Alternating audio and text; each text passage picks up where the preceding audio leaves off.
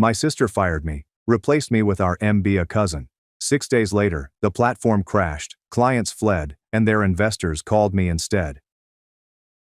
Hello everyone. Before we begin today's video, I need your help. We've noticed that the channel is losing traction, and subscribing is one of the best ways you can help us. It's quick, free, and allows us to continue bringing you great content. Your support means everything. Let us keep this channel growing collectively. Thank you very much. Now, let's begin the video. I received the email on a Tuesday afternoon. Your services are no longer required, severance details to follow. I did not argue or beg. I simply forwarded it to my attorney and quietly withdrew my seed financing from the startup. They assumed my cousin could handle the technical aspects. 3 months later, their investors fled. Hello Reddit. I spent 8 years starting my sister's IT company from scratch. Then she sacked me in a 2-sentence email and transferred my CTO position to our cousin. I did not fight back publicly. I simply withdrew my personal investment and watched as everything came apart. They bet on the wrong horse. This is what occurred. Sabrina, my 32-year-old sister, launched her cybersecurity firm in a tiny Seattle apartment in 2015. 8 years later, it managed $6.8 million in yearly contracts and had operations in Seattle and Portland. I'd been there since the beginning, first developing code alone while Sabrina worked for customers, then expanding the engineering team following our Series A, and then architecting our flagship security platform, which brought us 3 Fortune 500 clients. The company was the ultimate tech startup, offering specialized penetration testing, unique security solutions, and a SaaS platform that monitored for vulnerabilities in real time. We worked with hospital systems, financial institutions, and government contractors, organizations where data breaches may be life-threatening, not just a PR nightmare. Our clientele included some of the Pacific Northwest's leading hospital networks. Sabrina never missed an opportunity to tell investors how she built everything from the start, neatly omitting the $150,000 from our grandfather's estate that paid for the first year. She omitted such an aspect from her founder's story. Adjusted for inflation and Seattle's tech ecosystem, that's almost $250,000 in beginning capital she never had to work for. Not quite the bootstrap narrative she promoted. My cousin Talia, 26F, was a different story entirely. While I was working all night to patch significant security issues, she was pursuing her MBA at Stanford, courtesy of her parents. When she eventually joined the company 2 years ago, Sabrina gave her the title of Chief Strategy Officer, despite her complete lack of cybersecurity knowledge. My Aunt Monica, Sabrina's godmother, was Talia's strongest supporter. Monica convinced Sabrina that Talia needed a company car to meet with possible clients. While I was still taking the bus or using ride-sharing applications to client meetings, she never pushed for me in the same way that she did Talia. Talia's MBA centered on entrepreneurship, so she spent 2 years networking with venture capitalists and developing PowerPoint presentations. Her resume included a summer internship at a marketing business where her sorority sister's mother was the CMO. Nonetheless, Sabrina believed she was prepared to design strategy for a specialized cybersecurity organization. I remember when Talia revealed her true colors. We'd been wooing a major hospital system for months, and I'd spent weeks tailoring our platform to meet their specific compliance requirements. We're talking at 2 a.m. coding sessions, weekends lost to testing, and my partner eventually breaking up because I was married to my work. On the day of our final pitch to their CISO and security team, Talia arrived 15 minutes late, interrupted my presentation, and introduced herself as the architect of this security alliance. When the client asked detailed questions regarding implementation and compliance frameworks, Talia stumbled, so I stepped in with the answers. Later that day, she confronted me in the workplace kitchen. "Don't ever make me look stupid in front of clients again," she said, jabbing her finger at my chest. "I was just answering their technical questions," I responded. "Next time, write down the answer. And slide it to me. I'm the face of these deals now. You're just the back-end coder. Remember your place." I shouldn't have left that day. Instead, I swallowed my pride and continued working, reminding myself that I was doing it for the firm I helped develop, not Talia's ego. The healthcare deal totaled $2.3 million over 3 years. But guess whose name appeared on the commission report? Not me. Last year I learned that Talia was misrepresenting business development KPIs. She'd take credit for automatic contract renewals, claim prospects that other team members had nurtured, and stage client meetings that never happened to achieve her quarterly quotas. I showed Sabrina the evidence, a full spreadsheet study that took me a week to complete, but she disregarded it as aggressive business development. I'd spent the past quarter quietly documenting everything, preparing my case, and saving receipts. I hadn't planned to use any of it, but something told me to be prepared. Call it intuition honed over 8 years of watching my sister operate. Then, on Tuesday, I noticed Sabrina's email arrived. It was 4:17 p.m., and I had just closed a serious security hole on our primary platform, without Talia's assistance. We weren't the type of siblings who check in every day, so I assumed it was about the quarterly board meeting. I opened the email and continued to organize my notes, reading half of it while saving my files. Your services are no longer required, severance details to follow. I froze, my cursor poised over the save button. 2 sentences are given with the chilly efficiency of a system notification. I sat there for a minute, her words searing in my mind. The letter was clinical and emotionless, similar to terminating a software license. After all the years I've put into establishing her firm, all the family events I've missed, all the connections I've sacrificed, this is how she ends it? A 2-sentence email. The board meeting slated for Friday was not your typical quarterly review. It was around this time that we discussed the technological roadmap for the following year, and assigned resources across teams. Cutting me out of that meant cutting me out of the company's future. Through my office window, I could see Talia and Sabrina's office, where they were both nodding and staring at a whiteboard. Sabrina never consulted with me like that again. Now everything is made clear. They were not only planning for the following quarter, they were arranging my departure. I closed my laptop with my fingers hanging over the keys. A dozen responses raced through my mind, each one angrier than the previous. Finally, I just typed 2 words. Understood. Forwarded. If she decided to terminate it, that's okay. I wasn't about to beg for an explanation, but if she believed she could cut me off without repercussions, she had another thing coming. I retrieved the investment agreement from my desk drawer. My signature was in blue ink next to Sabrina's on the seed funding document. I carefully composed an email to our company lawyer, attaching the essential clauses about investor withdrawal rights. The sound of my keyboard was like hammering nails into a coffin. I took screenshots of everything, then opened my email to send a message to my personal attorney. I attached the screenshots and typed, "Need to meet tomorrow. Company situation is changing dramatically. Let's discuss my options." I pressed send, shut my computer, and walked out of the building, not looking back. If my sister wanted to play this game, I wasn't going to let her decide my fate. The next day, I acted quickly, canceling my meetings, clearing my calendar, and sending Sabrina an email stating my decision to step away from operations while seeking a comprehensive financial and technical assessment of the systems I'd created. There were no emotional appeals or attempts to rescue our relationship, only the cool, precise language of an investor protecting their assets. I spent 8 years of my life with that company, 8 years of missed vacations, friends' weddings, and postponed personal goals. For what? To be dismissed with a 2-sentence email. After graduation, I turned down a senior engineering position at Microsoft to assist Sabrina in launching her firm. And for what? So Talia can waltz in and take over? I quietly began the process of withdrawing my seed investment based on my minority ownership rights. This was not an emotional response. It was strategic risk management. If they were going to cut me out, I needed to defend my financial interests. I made many calls to my attorney to begin the separation procedure. It was not personal, it was business. Sabrina taught me the lesson herself. While I waited for my lawyer's response, I saved every piece of code I'd written, every system architecture diagram, and every technical specification document. Anything that could demonstrate my contributions. Not to steal intellectual property, but to preserve my legacy. When you've spent 8 years developing software systems, you know exactly where the technical debt lies. An hour after I submitted my email, Talia texted me. "We both know Sabrina's been carrying you for years. Don't worry, I've got plenty of ideas to modernize that spaghetti code you've been maintaining. She should have put me in charge of the product from day one." I did not respond. There's no point engaging with someone who can't identify the difference between a firewall and a database. I just took a screenshot from my records and kept working on my escape strategy.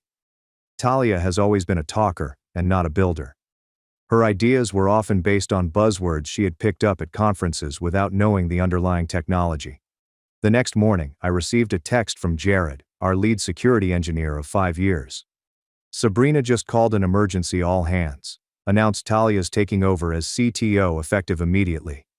The woman could not explain a simple SQL injection if her life depended on it. Talia had apparently been warning Sabrina for months that I was going to create a competitor product and duplicate proprietary code. Complete fabrication.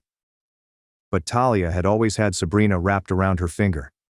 That night, I documented every change I made to the codebase, took screenshots of the commit history, and archived every technical choice I made. I knew exactly how this would turn out. 48 hours later, my phone flooded with notifications. Sabrina missed 67 calls, my Aunt Monica dozens, and my parents many. I sorted through the terrified texts, desperate voicemails, and more urgent emails. Sabrina's mails began with clinical and business-like inquiries. But as the hours passed and my silence persisted, her words got increasingly frenzied, flavored with something I hadn't heard from her in years. Desperation. "Aria, we need to discuss repository access. It's urgent. Call me about the AWS credentials. This is important. Aria, this isn't a game. The entire platform is at stake." Our cloud service provider had sent us a message filled with fear. "Aria, we need to speak immediately. There are critical access issues with your company's infrastructure." I sat back in my chair and smiled briefly. I had given them a good start, but reality was finally catching up. And I was only getting started. Sabrina and Talia didn't comprehend that 3 years ago, when I constructed our entire technical infrastructure, I rendered myself indispensable to the company. That was not the objective. I had thoroughly documented everything. However, some things cannot be transferred in a single day, such as the complicated authentication system I'd created, the elaborate deployment pipelines I'd configured, and the institutional knowledge about our security policies that I'd gathered over the years. On the 5th day, the messages had progressed from concerned to desperate. My Aunt Monica's voicemail messages were breathless. "Please," she said, stumbling over her words. My mother had a kinder approach. "Aria, honey, I don't know what's happening with the company, but I'm sure it's just a misunderstanding. Please call your sister." I didn't respond. Mom meant well, but I knew my sister too well to believe this was simply a mistake. On the 6th day, I got an alert from our company's code repository. I gently opened it, prepared myself for whatever new disaster had occurred. As I scanned the logs, my jaw fell. Sabrina and Talia had attempted to offer full administrator access to an outside development organization, despite all of the security controls I had put in place. They'd even started the process of migrating our whole codebase to a new repository where I wouldn't have access. The only reason it hadn't worked was because the authentication system required multi-factor clearance for such big changes, a security measure I'd installed following a near miss with a data breach 2 years prior. Sabrina clearly forgot about this point in her zeal to force me out. That was it. My sister wasn't simply attempting to eliminate me from the firm. She and Talia were attempting to delete my contributions completely, cleanly, and permanently.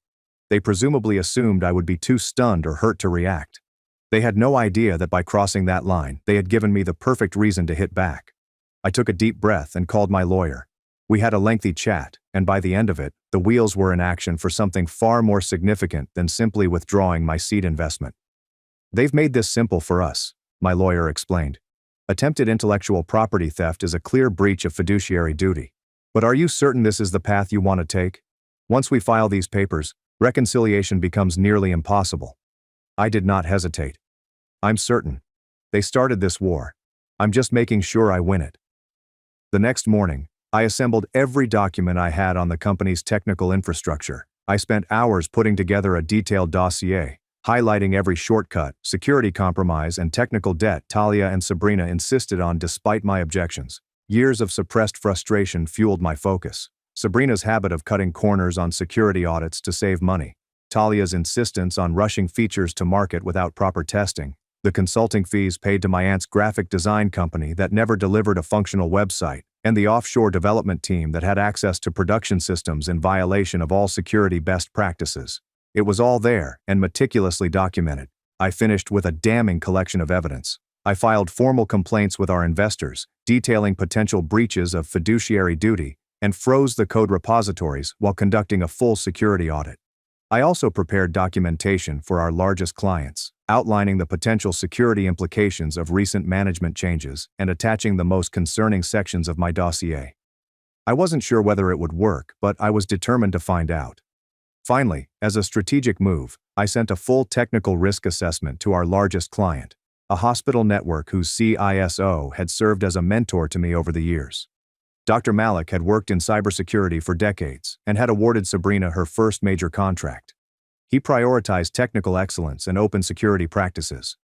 I knew he'd be upset to learn about how his organization's data security had been compromised. I expected retaliation but was prepared. I'd already secured all of my personal finances, transferred my assets to new accounts, and ensured that my name was not on any company credit lines. Let them come at me. I was no longer exposed. That night, I sat in my apartment facing Lake Union, watching the water sparkle under the city lights. Part of me regretted how things had escalated, but another half, the part that remembered every dismissal, every time Talia was favored, every undervaluation of my contributions, felt only frigid satisfaction. My phone vibrated with a text from Jared at the workplace.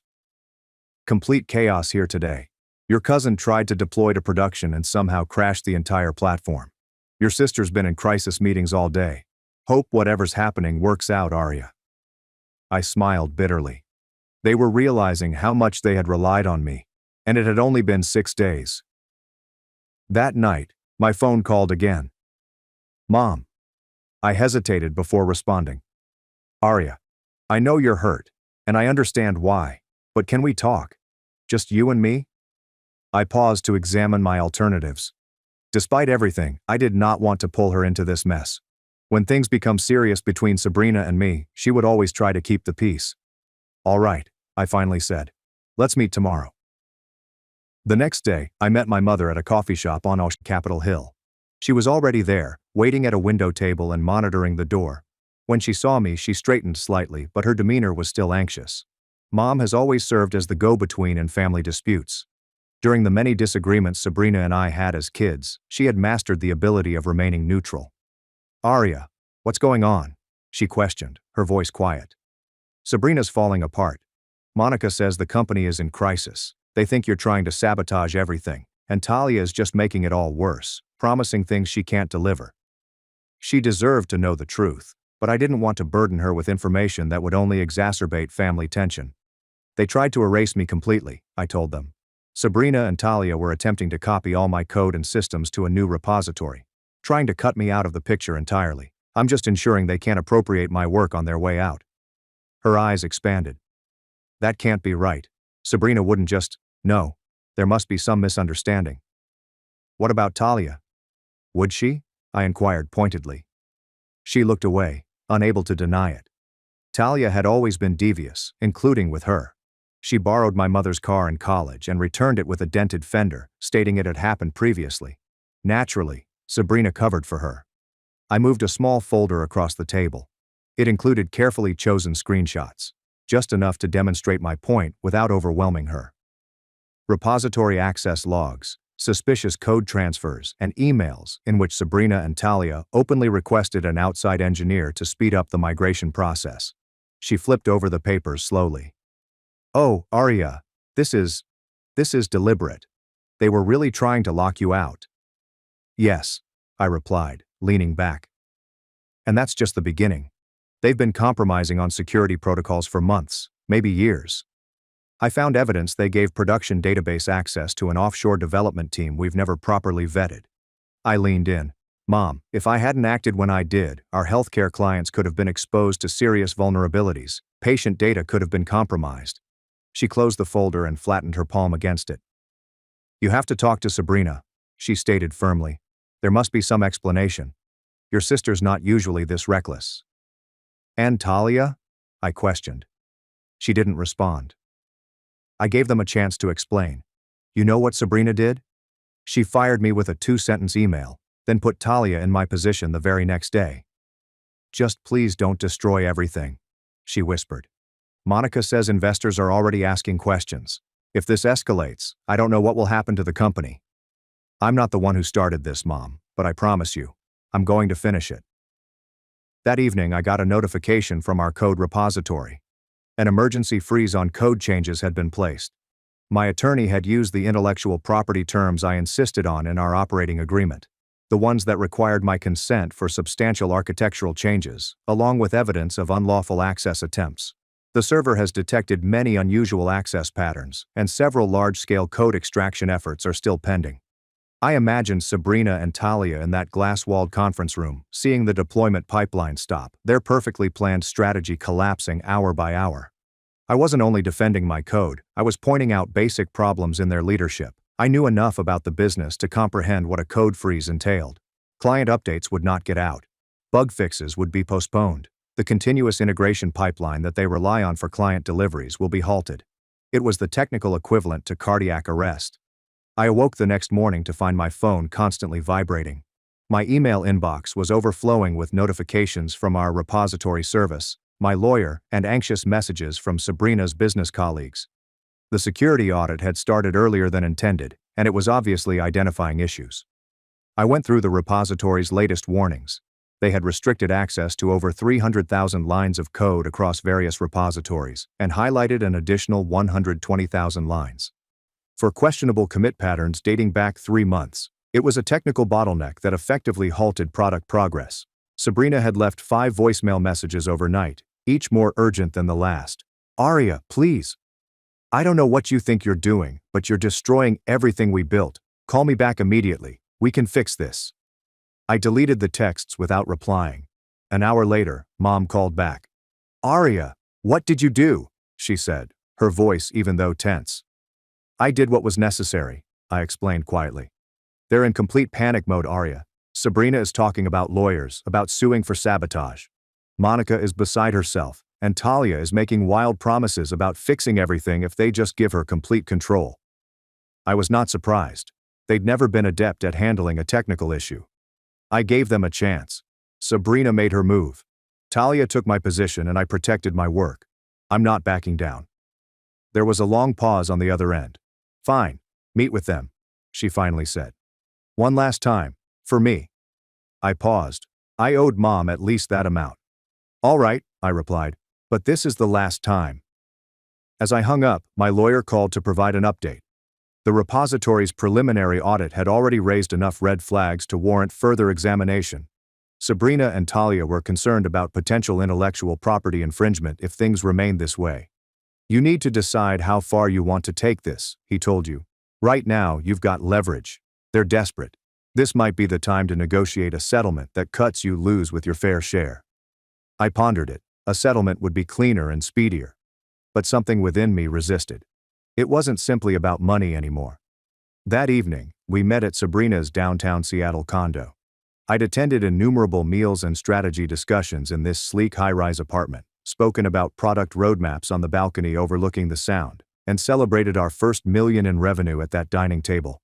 It felt like we were entering hostile territory. My mother opened the door with a worried grin and a hasty embrace. She appeared weary. Inside, Sabrina stood by the floor-to-ceiling windows, arms crossed, showing confidence despite the circumstances. Talia sat on the kitchen island like it was a throne, feigning indifference while scrolling through her phone. "Let's get this over with," Sabrina said. I sat down at the dining table, noting how every award and press mention in the apartment emphasized Sabrina's accomplishments, while my efforts were reduced or ignored. Was it always like this way, or am I just seeing it clearly now? "So, what's all this about?" I inquired. Sabrina turned to me, her cheeks heated. "What the hell do you think you're doing, Aria?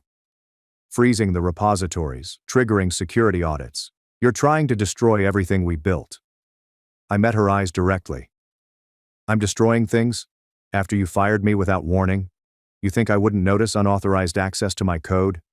You think I'm just going to sit back while you and Talia try to erase my contributions to the company I helped build?" Talia looked up from her phone and pointed at me. "You've always been jealous of Sabrina's vision. You've been undermining my strategy since day one." Sabrina's face hardened. "You have no idea what you've done," she replied.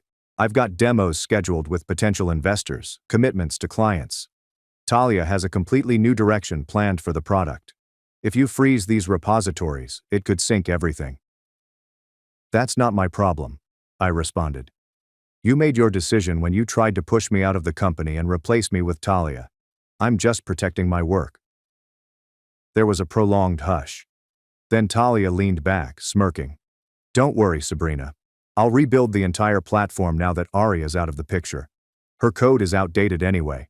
I've got friends at Google who can help us create a much more scalable architecture." I laughed. Talia had never looked at or comprehended our code base. Talia's right, Sabrina remarked. We were planning to refactor the entire platform anyway. This is just accelerating our timeline. When I looked at my sister, I noticed something for the first time. She was afraid. Despite all of the threats and posturing, she was terrified that her firm was slipping away. Instead of confronting reality, she was reinforcing the fantasy that Talia could somehow salvage everything. Sabrina leaned in, her voice low and threatening. Fine. You want to play hardball? You want to tear down what we spent 8 years building? I'll show you what real scorched earth looks like. I retained her eyes. I've come too far to back down now. Mom stepped between us. Stop, both of you. This isn't solving anything. I got up and grabbed my jacket. You wanted me here, Mom. I arrived, but I am done attempting to reason with them. I turned to go out, firmly locking the door behind me. As I waited for the elevator, my phone vibrated with a new email. One from my attorney.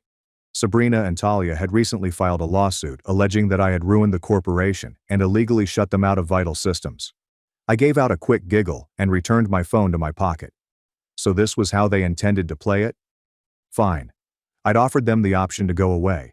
Now, I'd make sure they had nothing left to fight over. The case struck me harder than expected. Sabrina and Talia had gone all out, accusing me of everything from corporate sabotage to intellectual property theft. Their allegations were ridiculous, but the consequences were serious.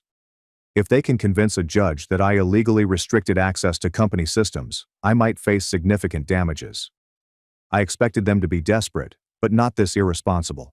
It seemed as if they were asking for complete discovery. I spent the next week buried in legal documents, with my attorney working hard to oppose every new move they filed. They had even tried to draw our parents into the situation, forcing them to testify against me, most likely attempting to break my resolve through familial pressure. Then 3 days before the first court date, I got a communication from our lead security engineer. Arya, we need to speak quietly. There are several things you should know. Jared and I met that night at a small pub in Fremont. He was already present when I arrived, looking apprehensive. He waved me over and looked around the room. Arya, I shouldn't be here. If they find out. He fidgeted with his beer glass. The security audit triggered some serious red flags. With the lawsuit and everything happening, I could lose my professional certifications if I'm associated with this. I need to protect myself. Just tell me what this is about, I asked, sitting across from him.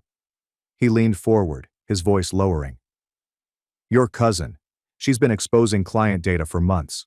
Insecure APIs, misconfigured cloud storage, improper access controls. Sabrina only found out recently, but she's been covering it up. It's bad.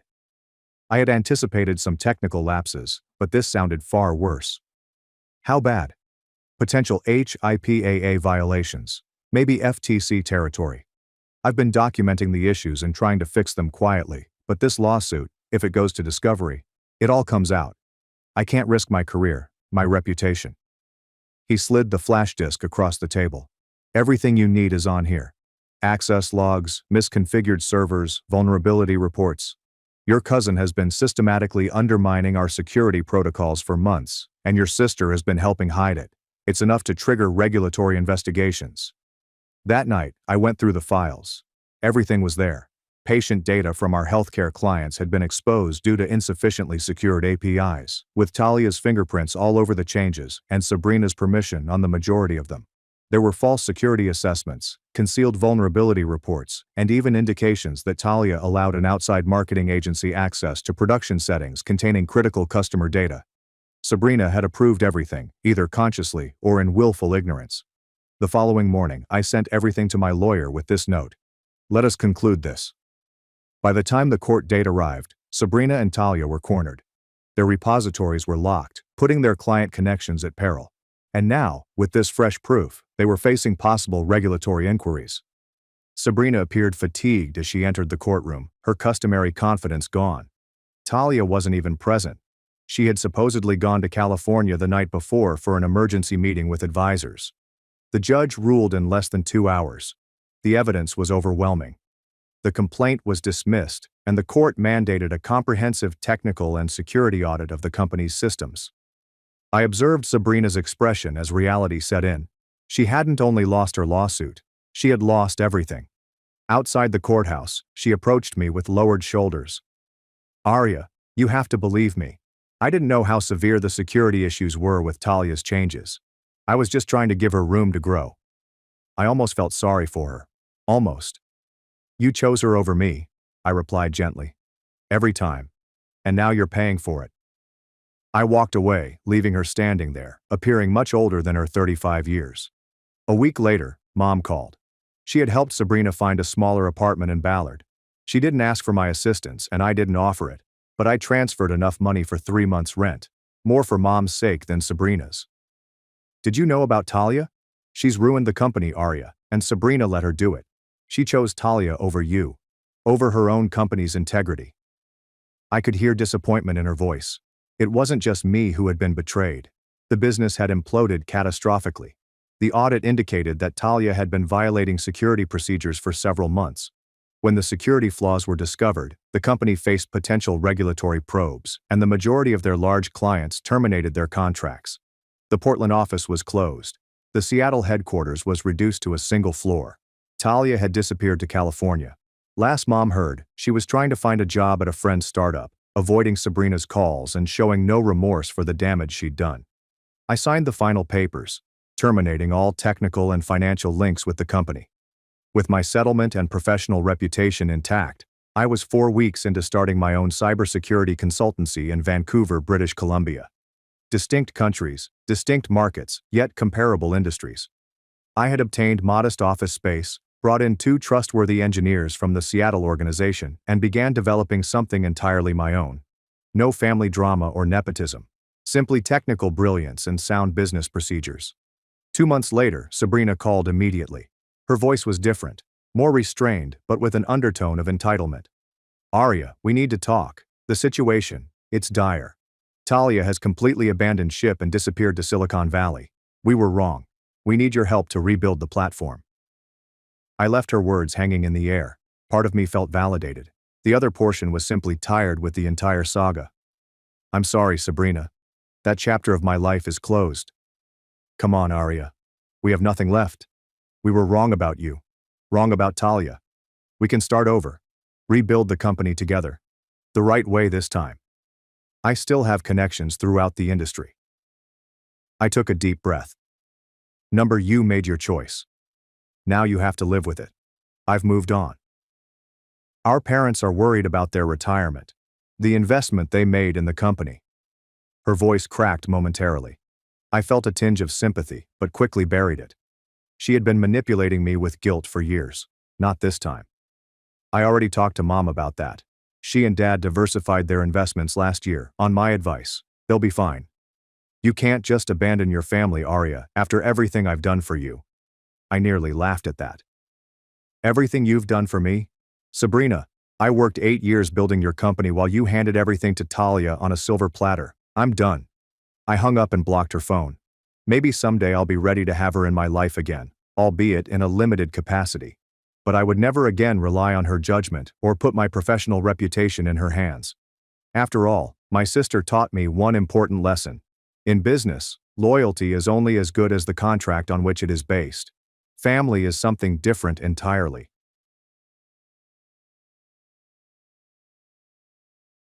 I warned Mom about stepfather after learning his secret past, but she denied.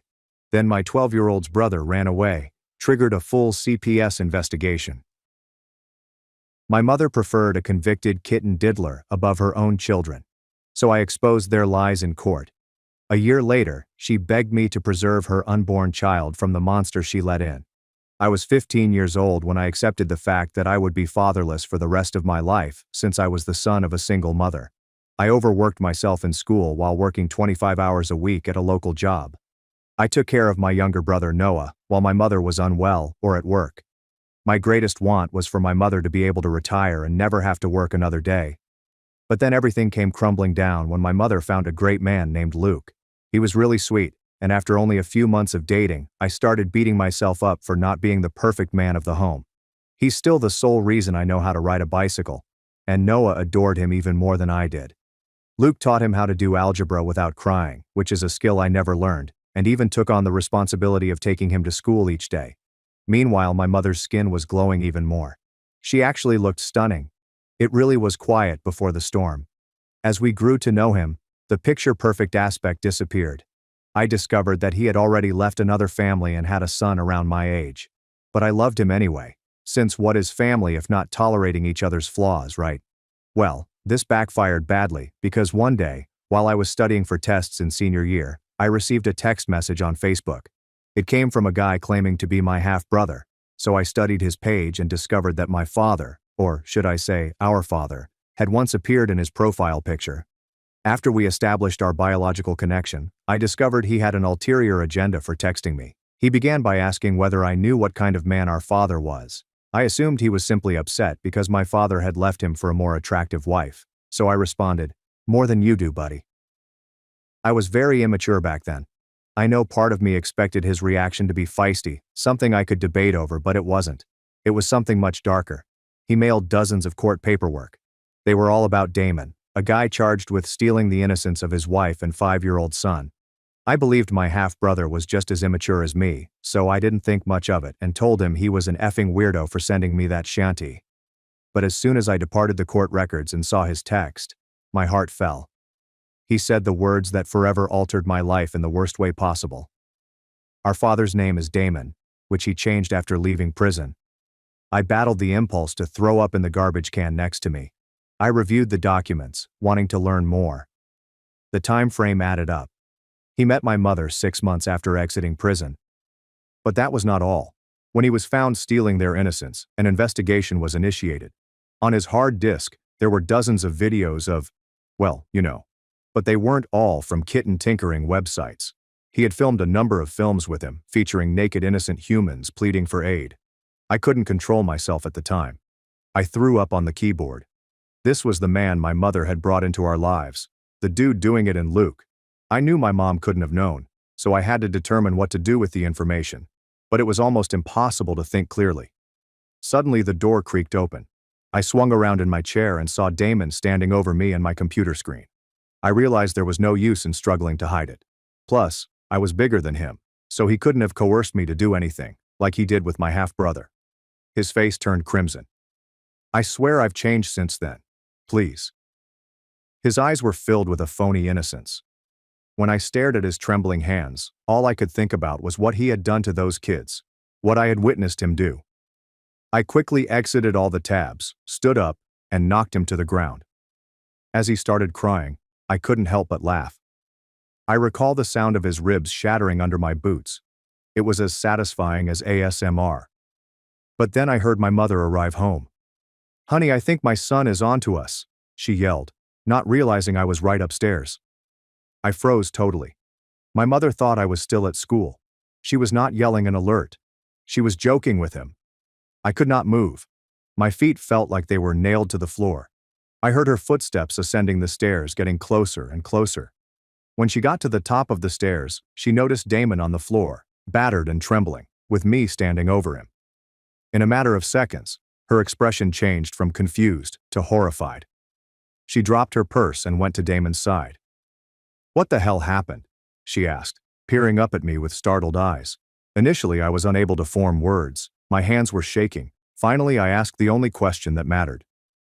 "Did you know?" I inquired, my tone barely above a whisper. She paused. Her gaze went between me and Damon. Then she lied. "Number what? What are you talking about?"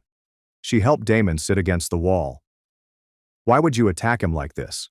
I grabbed my phone and showed her some court paperwork. "His son sent me these. His real name is Damon. He's a convicted criminal. Did you know?" Her expression shifted. She looked down, then back at me.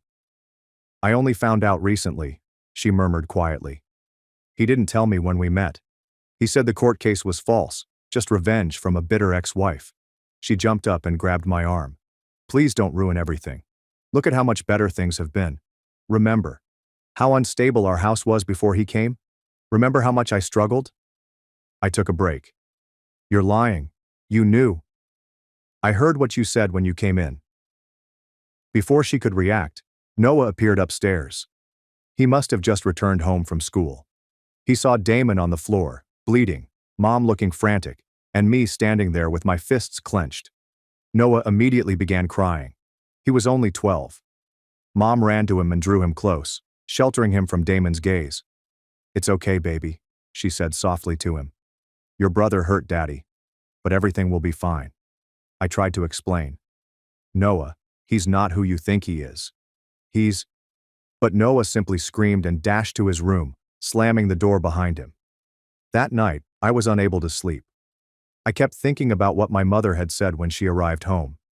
She knew. She needed to know. I sneaked into Damon's office and snatched his laptop. I needed proof, something to show Noah, anyone who would listen. However, the laptop was wiped clean. There was only one file on it, a draft email. It was addressed to an attorney. The subject line stated, "Request for name change denial appeal." I photographed it with my phone before returning the laptop. The next day at school, I was unable to concentrate. I was sleep deprived and jumped at any sound. After my last lesson, the principal summoned me to his office. There was a woman wearing a suit. She identified herself as a child welfare officer. "Someone filed a report saying you attacked a family member," she told me. "They're concerned you might be unstable." I attempted to defend myself and explain about Damon, but I could tell they didn't believe me. They did not arrest me, but the police stated that she would be following up. I was now flagged in their system. When I arrived home, everything had changed. Damon shuddered as I entered the room, seeming to be terrified of me. Mom constantly told me I needed therapy and that my anger issues were troubling. That night, they began closing their bedroom door. Mom told me the next morning that I needed to remain at Aunt Marcia's house for a bit. She told me it was for my own good, that I was behaving out due to teenage hormones and school-related stress. I didn't want to leave, but I also didn't want to stay in that house with Damon. So I packed my luggage and had her drive me to Aunt Marcia's. In the ride, she kept mentioning how much Damon had done for our family and how he had saved us. I didn't say anything. Aunt Marcia greeted me with loving arms, but I could sense she was confused. After Mom had left, she sat me at her kitchen table. "Your mom says you attacked Damon out of nowhere," she told me, pouring me some orange juice. "That doesn't sound like you at all." "His name isn't Damon," I explained. "It's Luke, and he's a convicted criminal." Trisha's eyebrows rose. "Luke? That's strange. I remember seeing your biological father's name on some old insurance paperwork years ago, and it definitely wasn't Luke." That's when we began digging together. We called the court clerk's office in the county where Damon previously lived. It came out that his name change had been refused, not approved. He had merely been using a fictitious name on job applications and documents ever since. "That's identity fraud," Aunt Marcia replied, her face stern. "That's a crime." She reached out to her lawyer friend David. He told us that we could go to civil court for identity fraud and possibly get a restraining order, but it would be risky, especially if Mom testified in Damon's favor. I gathered everything I had. Screenshots of Damon's texts with contradictory time frames, voicemail recordings where he noted his previous blunders, and scanned documents from my half-brother. I sent it all to David. But before we could even begin preparing a legal case, something happened that changed everything. Noah ran away. Noah was discovered weeping on a swing at a neighborhood park by a police officer. When they inquired why he ran away, he explained that he didn't want to live in a house where people yelled all the time. The officer notified Child Protective Services, who conducted a thorough investigation into both my mother and Damon. When Aunt Marcia received a call from my mother, she informed me that Noah had run away. She was hysterical and blamed me for everything. I could hear her screaming through the phone, even though it was not on speaker. Aunt Marcia attempted to calm her down, but Mom was not having it. Her voice rose higher and higher till it cracked with anguish. Aunt Marcia gazed at me with sorrowful eyes, her wrinkles more apparent than usual. "Your mom says CPS is involved now. They're interviewing Noah at the station." My stomach fell, like if I had just ridden a roller coaster down a steep hill. I didn't want Noah to get involved in all of this. I wanted Damon to leave. My younger brother was only 12. He should not have to cope with any of this. "Can we go there? I need to see him." We arrived at the police station in Aunt Marcia's old blue Honda. I kept picturing Noah alone and afraid, surrounded by strangers asking him things he couldn't understand. When we arrived, the station was buzzing with fluorescent lights and phones ringing constantly. They would not let us see Noah right away. We had to wait in this cramped area with awful plastic chairs for about 2 hours. The walls were a bland, institutional green, reminiscent of hospital corridors. I kept bouncing my leg up and down until Aunt Marcia put her hand on my knee and stopped me. "Try to stay calm," she said quietly. "For Noah's sake." When they eventually brought Noah in, he seemed so little, as if he had shrunk since the last time I saw him. His favorite dinosaur t-shirt was wrinkled and stained around the collar. His eyes were red and puffy from sobbing, and his dark hair stood up in places where he'd rubbed his hands through it. He didn't look at me at first, instead staring at his shoes, which Mom had gotten him for his birthday last month, and that lit up. "Hey buddy," I murmured, attempting to sound natural, but my voice came out strained. "You okay?" He shrugged, his slim shoulders rising and falling beneath his t-shirt. The social worker, Rebecca, with a pleasant face but tired eyes and silver-streaked hair pulled back in a tidy bun, explained that Noah would be staying with Aunt Marcia temporarily while they worked things out. I was happy that he would not have to return to the place with Damon. The notion of my younger brother living under the same roof as that man made my skin crawl. My mother arrived just as we were about to leave. She looked like a complete disaster, with her hair all over the place, mascara streaming down her face, and mismatched clothes that she had worn in the dark. She attempted to hug Noah, but he flinched away, pressing against Aunt Marcia's side. That seems to break something in her. In an instant, her gaze went from desperate to angry. She pointed at me, her finger trembling. "This is all your fault. You're tearing this family apart." I did not say anything. What was the point? She was too far gone, stuck in her own version of reality, in which Damon was the savior she had been looking for all these years. The social worker stood between us, her voice stern, yet professional. "Ma'am, please calm down. This isn't helping your case." Mom turned on her, her cheeks blazing red. "My case? I'm a good mother. I've always been a good mother. Just ask him." She poked her finger at me again. "I worked 2 jobs to keep a roof over their heads. I never missed a school conference." Before I could answer, she dropped a bomb. "I'm pregnant. Did he tell you that? I'm carrying Damon's baby." Everyone became quiet. The air in the room appeared to thicken. I examined her stomach, attempting to determine whether there was any truth to it, or if this was just another ruse. She wasn't showing, but it didn't signify anything. The timing would be roughly appropriate. They had been together for more than a year. I felt nauseated at the prospect of Damon having another child. The social worker led my mother to a different room, her hand resting gently but firmly on Mom's elbow. Aunt Marcia drove me and Noah home, her face fixed in a dismal expression I rarely saw. Noah eventually spoke to me in the car, his voice small against the silent cabin. "Is it true what Mom said about the baby?"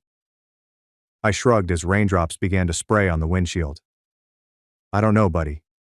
Maybe." "And is it true what you said about Dad?" He couldn't even speak Damon's name because the word Dad made his throat hurt. I looked at Aunt Marcia, not sure how much to tell him. She nodded slightly, her gaze meeting mine in the rearview mirror. "So," I took a deep breath. "Yeah, Noah. It's true. He's not who he said he was. His real name is Damon, and he did some really bad things before he met us." Noah remained motionless for a long time, his fingers tracing patterns on the misty pane beside him. Then he asked, "Is that why you hit him?" "Yeah. I found out what he did, and I got really angry." My fist colliding with Damon's face flashed across my head, bringing back the shock in his eyes and the satisfaction I felt before everything broke apart. "I get really angry sometimes too," Noah answered quietly. "But Mom says we're not supposed to hit people when we're angry." I couldn't disagree with it. My small brother's straightforward moral clarity broke through all of my arguments. "You're right. I shouldn't have hit him. I should have told an adult instead." The next several days were strange, as if we were living in an alternative reality. Noah and I stayed at Aunt Marcia's house, a charming 2-story with a garden in the rear and family portraits on every wall. She has an extra bedroom with bunk beds from when her children were young. Noah took the top bunk, and I took the bottom. At night, I could hear him sobbing into his pillow. But when I asked him whether he was okay, he always said yes. I'd lie there in the darkness, listening to him attempt to be brave, feeling as if I'd let him down somehow. Aunt Marcia was fantastic throughout it all. Every morning she prepared us pancakes, chocolate chips for Noah and blueberries for me, and helped Noah with his homework. She even drove him to and picked him up from school to keep his schedule as consistent as possible. She never complained, but I could see the strain in her eyes when she assumed we weren't looking. Meanwhile, David, the lawyer, was considering our alternatives. Aunt Marcia's college pal had salt and pepper hair and glasses that kept sliding down his nose. He stated that without hard evidence, obtaining a restraining order against Damon would be difficult. My half-brother's court documents were useful, but they were old, and his records had been sealed after he was released. We needed something contemporary, anything to show Damon was still a threat. That's when I remembered my laptop. I had photographed that email draft regarding the name change appeal. When I presented them to David, his eyes lit up behind his glasses. "This is good," he added, tapping my phone's screen. "This proves he's still using a false identity. We can work with this." We held a custody hearing a week after Noah went away. The courthouse was imposing, with marble floors and echoing passageways. The judge was an elderly woman with silver hair trimmed in a neat bob and piercing eyes that appeared to look right through you. She listened as the social worker described the situation. Noah fleeing, allegations against Damon, and my mother's unpredictable conduct. When it was my turn to speak, I attempted to remain calm, even though my hands were shaking. I recounted how I discovered Damon's past, how my mother seemed to be aware of it, and how they both attempted to make me appear insane when I confronted them. I detailed how Damon steadily isolated us from friends and relatives, infiltrating every part of our existence. The judge asked many questions, her pen never ceasing as she took notes. She asked if I had ever seen Damon do anything wrong with Noah. I hadn't, and I made it obvious. Whatever Damon was, he had been cautious around us. He'd played the ideal stepfather role until I found who he actually was. Finally, the judge determined that Noah would stay with Aunt Marcia for the time being, with my mother supervising his visits. Damon was not permitted to be present during these trips. The judge also ordered my mother to undergo a psychological evaluation, emphasizing that this was not optional. Mom was infuriated. She walked out of the courtroom, her heels clicking fiercely on the marble floor, and did not even say goodbye to Noah. Damon followed her, giving me a gaze that shot thrills down my spine. It wasn't rage. It was calculated, as if he was planning how to get back at me. His eyes were cold and hollow, and I finally saw him for who he was. 2 days later, Aunt Marcia received a call from the hospital. Mom had fallen at work and was transported to the medical department. The doctor stated that she was under great stress, and she acknowledged using too many sleeping medications. They were unsure whether it was a suicide attempt or an accident. The prospect of either possibility left me hollow inside. I didn't want to see her, but Noah was scared sick, his face pale and strained. So Aunt Marcia drove us to the hospital, a vast complex of buildings on the outskirts of town. Mom was in a private room, seeming pale and little against the white bedding. An IV dropped steadily alongside her bed. When she saw Noah, she burst into tears and held out her arms. He hurried up to her and held her tightly, burying his face in her shoulder. I stood at the door, unsure what to do. The antiseptic odor of the hospital made my stomach turn. Mom peered at me over Noah's shoulder, her eyes red and puffy, with dark circles beneath them that resembled bruises. "I'm sorry," she muttered. "I'm so sorry." I wasn't sure if she was apologizing for bringing Damon into our lives, for not trusting me, or for attempting to harm herself. Perhaps all of it. I simply nodded and replied, "It's okay," even though it wasn't. Nothing about this circumstance was acceptable. The doctor entered, a woman with a soft voice and efficient actions. She informed Mom that she would need to stay for a few days for observation. They also recommended a mental examination. Mom agreed on everything, which astonished me. She appeared broken, as if she had lost all of her fighting spirit. It was frightening to see her like this. She'd always been so powerful and driven. As we were leaving, a nurse approached me. "Your mother asked me to give you this," she explained, handing me a folded piece of paper. It seemed light in my hand, but weighty with meaning. I waited until we were in the car before reading it. It was a little note in my mother's handwriting, the letters wobbly but legible. I knew there was something wrong with him, but I told myself it wasn't true because I wanted to believe in him. I was really tired of doing everything by myself. "Please forgive me. I adore you both more than anything." I showed Aunt Marcia the note when we arrived home. She read it with a sigh, her shoulders lowering slightly. "Do you believe her?" I shrugged and looked out the kitchen window at the maple tree in her backyard. "I don't know. Maybe she really didn't know at first. But she found out eventually, and she stayed with him anyway." "People do strange things when they're desperate," Aunt Marcia murmured softly. "Your mom has been on her own for a long time." The next day, David called us. He had some information regarding Damon. Damon apparently attempted to leave town after my mother was hospitalized, but was pulled over for a regular traffic stop, and when the police checked his ID, it did not match the legal registration. He was detained for identity fraud and obstruction. They're reopening his case under his legal name, David said, his voice cracking over the speaker. This could lead to more charges, especially if they find evidence he violated the terms of his release. I felt a weight lifted from my shoulders. Damon was in jail. He couldn't harm Noah or influence my mother anymore. But part of me was still concerned.